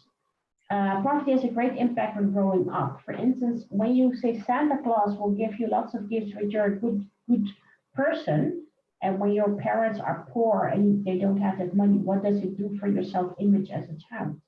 It takes a lot of creativity and energy, and there's a lot of taboo on being poor. For instance, if I have to go to school, but I don't have any money for the tram or the subway, and my bike broke down, what does it mean? How can I get to school? That means I probably have to walk, and I have to plan that. And it takes a lot of energy and also a lot of taboos on there, on being poor. And also when you have a network, sometimes students are poor, but you know, they always have backup from their parents, but there actually are a lot of people who don't have that backup and they have to support their own parents. Being poor is really, is very hard to deal with, especially when you grow up. And what to do, don't be a one-trick pony, truly listening and let things be on a relationship. Not, oh, if you see me, you need me, come up to me, but no, get involved with activities with others. Inclusion takes time and energy. Be aware of that. It's not something you just say as a token, oh, we're against racism. It's something that you do. You get engaged with people, you build a relationship. Give people room to be, and we are different, but we're not the definition of the difference. The first contact is so important. Why are you in a wheelchair? When did you come out of the closet? Where are you really from? Sometimes their experiences as being extremely nosy, and also medical privacy. Why are you in a wheelchair? Or maybe coming out of the closet wasn't always a pleasant experience for everybody. So you're asking something very personal. Just hang out with a person. Talk about the weather, Corona crisis, where you can find the best chocolate. And maybe after a while you get to know it, but it shouldn't be the first thing you have to actually know. Sometimes people don't like it. And inclusion should be part of the norm. Know yourself, know your boundaries, know your ethic, and dare to take a stand. And also pick your battles. It doesn't mean that you have to be perfect. I see sometimes activists trying to be so perfect in everything that they forget themselves and they get into a burnout. And also micro-revolutions. If somebody makes a bad comment or a bad joke, it's not that you should dismiss them fully, but hey, let's not say that, or let's use another word, or hey, that joke was not that cool. I know you can be better, or something like that. It's not about dismissing a whole person, but you can talk about certain words or behavior, communication, and still value that person as a colleague or a friend, and then go through with one another. That's a micro-revolution. That's a term by Sinan Chankaya. Also ask, but don't necessarily decide for others. Do not steal voices. Sometimes very left-wing people think because they know something about inclusion that they are the go-to person, but don't steal other people's voices. People can talk for themselves. You want to be inclusive also in your organization. Look for career possibilities, look for growth, look for potential. Oh, I see you doing that. Oh, maybe there are some courses that you can go and where you can be a manager or something like that. People are not responsible for their whole ethnicity or marginalized group. You see that a lot when there's a terrorist attack from an extreme Muslim organization, or and then all the Muslims are should talk about it or should be responsible for that. And also, you can see color, but not just color, not just gender, not just sexuality, not just disability, but also see each other as an individual and as a person. I once was asked for an organization to be a vertrouwenspersoon, a person when people have trouble, they can contact you with a school. And it was almost not a lot of work, it's about 3 hours per week. And he asked me, I don't want to educate you on 2 things, and I'm almost done. It was difficult for them to ask me because they wanted to have someone, a person of color, and the other person is a white person. But I'm okay with that because I understand that sometimes some people feel more comfortable when talking about race with a person of color. It's not necessarily always the case, but sometimes it is, and you should have that choice. Also the difference in personality, and also there's a difference in approach. A lot of non-Western people, not all of them, but a lot of them are relationship built. That means that if you tell them, if you need me, I'll be there, but you don't have relationship, chances are very low that people will come up to you. But if you show your face, drink coffee, eat, and you get engaged with people, then people might trust you a lot more. And I don't think it's just for people with a non-Western migrant background, but for a lot more people, basically. And you don't know what people are going through. And never just assume. And we are all learning. Even I, as a trainer, I'm always learning. I don't think that I know everything. I also make mistakes, a lot often, because we live in a society which is very male-focused, very heteronormative. It's basically a white society, and it's based on non-disabled people. And if you're not aware of that, and you go through life without being aware of that, you might exclude people on accident. So we all make mistakes. It's not about you never, but learn from your mistakes and try to make this a more inclusive part by listening to others and by being aware of your own biases. So you never know, everybody's fighting a battle. Some might have an illness, some might be depressed, someone lost their job, missed their family, homeless, grieving and deep loss. You don't know what's going on. Never assume, oh, they're cocky, they're arrogant, they think they're that, or they're not on time. You don't know. Ask. So, okay, this is my presentation.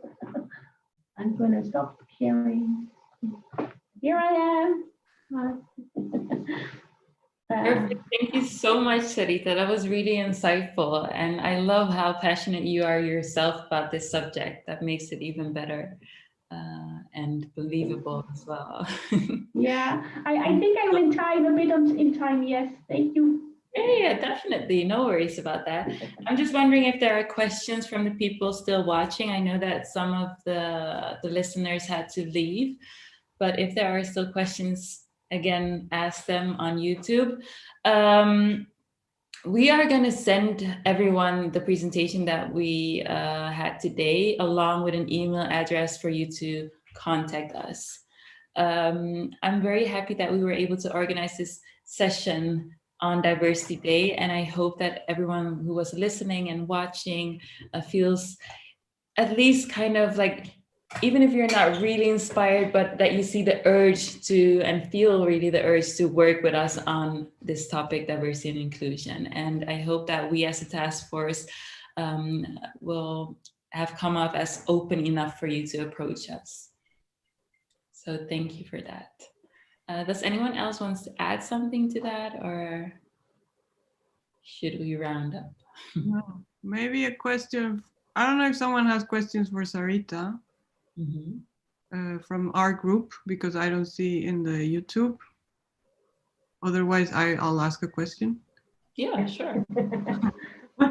So, but how do you see this topic in education? Like, how do you think we should approach like it for first year students, for example, like in the classroom?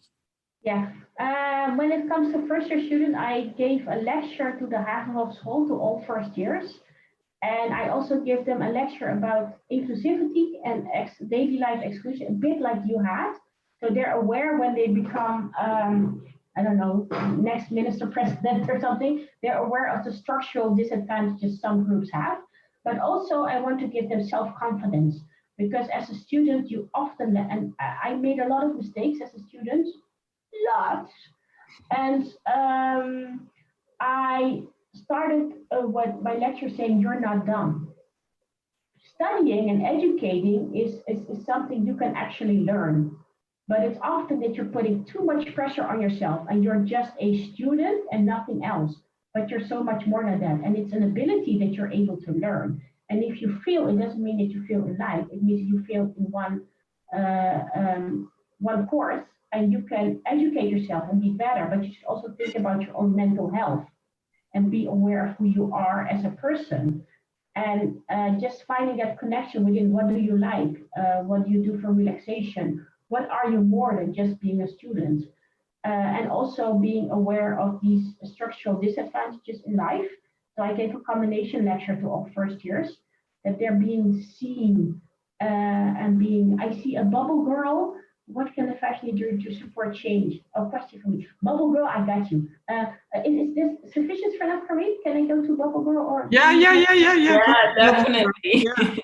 It was really good answer for me. Thanks. Yeah, okay, thank you. Yeah, bubble girl. The fashion industry to support change, I think it's also about honesty. And honesty means that making your fashion and clothes not by people who get a few cents per hour in India, not by abusing the environment to make clothes, and also having representation in the models and also in the industry, that you're not bullied for being like me. Even if I was this thin, I would never be a model because my butt is like really blue. And when you're Surinamese, it's really a beautiful sign. It's like, oh yeah. But when Western society is like, oh girl, what you got there?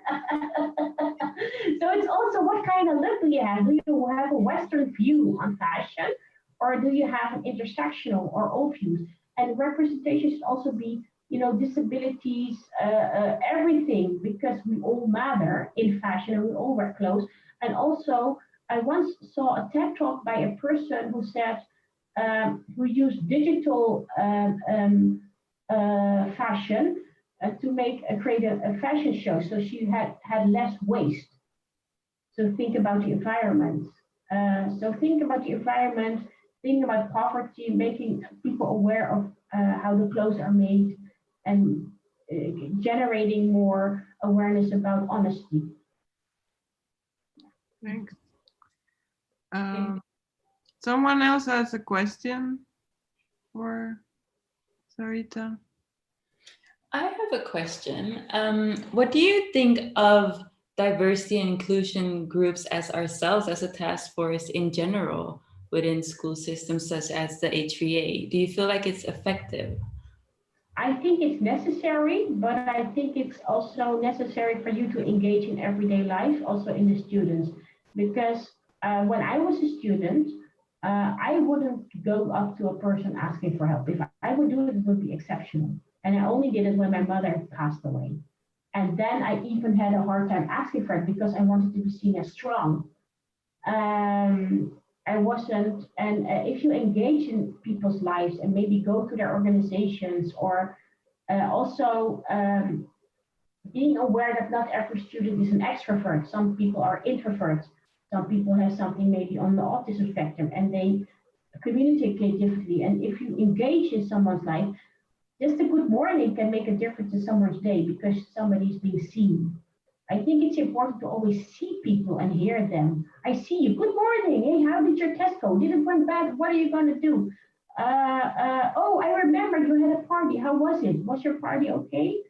Did it go? What kind of books did you read? Just engage in each other's lives. So there's also a lot of loneliness because we connect through the internet, but it doesn't mean it's always a real connection because you have a lot of filters and stuff that make you go beautiful. I don't really know. I do not know how these things work, but you know, it's not always a real world. And I think a real connection is beneficial. Okay, so as a task force, that will be our main purpose, to fulfill that connection, or actually to put it work. Yeah, and never just assume. You're a brown girl. Oh, you're a Muslim. Oh, I assume this and that because you don't know. Because I know a lot of Muslims who are wearing a headscarf. Oh, you're being oppressed. I know a lot of Muslims wearing a headscarf, and none of them are oppressed. I know them. I know their families. It doesn't mean that nobody is oppressed. I'm not saying that, but never just assume. Yeah. No, engage and no assumptions. That's it. And eat chocolate, but the fair trade one. It makes life more beautiful. Thank you. We have another question from Bubble Girl. Yeah. How can we approach brands who do not show inclusion and diversity? Beat them up. No, just kidding. That's the last time you're going to ask me. No.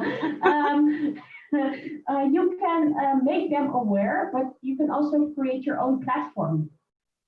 And you can be successful in your own platform and within your own organization. And you should not always beg. I understand they have power, they have money, but sometimes when they see you, they know what they're missing. So you can make them aware. Hey, I see that you don't have any inclusion or diversity. Why is that? And a lot of times they will tell you, oh, we don't look at color. We just look for the best. Ooh, that's a microaggression over there.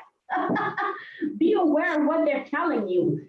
And also offer solutions. Because with organizations, you should think politically. You should think strategically. What do I want to achieve? I want to create a more inclusive organization. Okay, let's offer a solution. Let's offer working together, something like that. But always think about your own value. Never underestimate your own value or own creativity. Never be put down. That's so true. Well, no more questions in YouTube. One more here, or I think we're done with questions. Yes. It was super nice to listen to you. Thank you so much. Yeah. Oh, thank you for having me, all of you. And if you ever need me, just let me know. I'm somewhere on LinkedIn and Amsterdam. I don't know where I am. Yeah. Thank you, Sarita. Okay.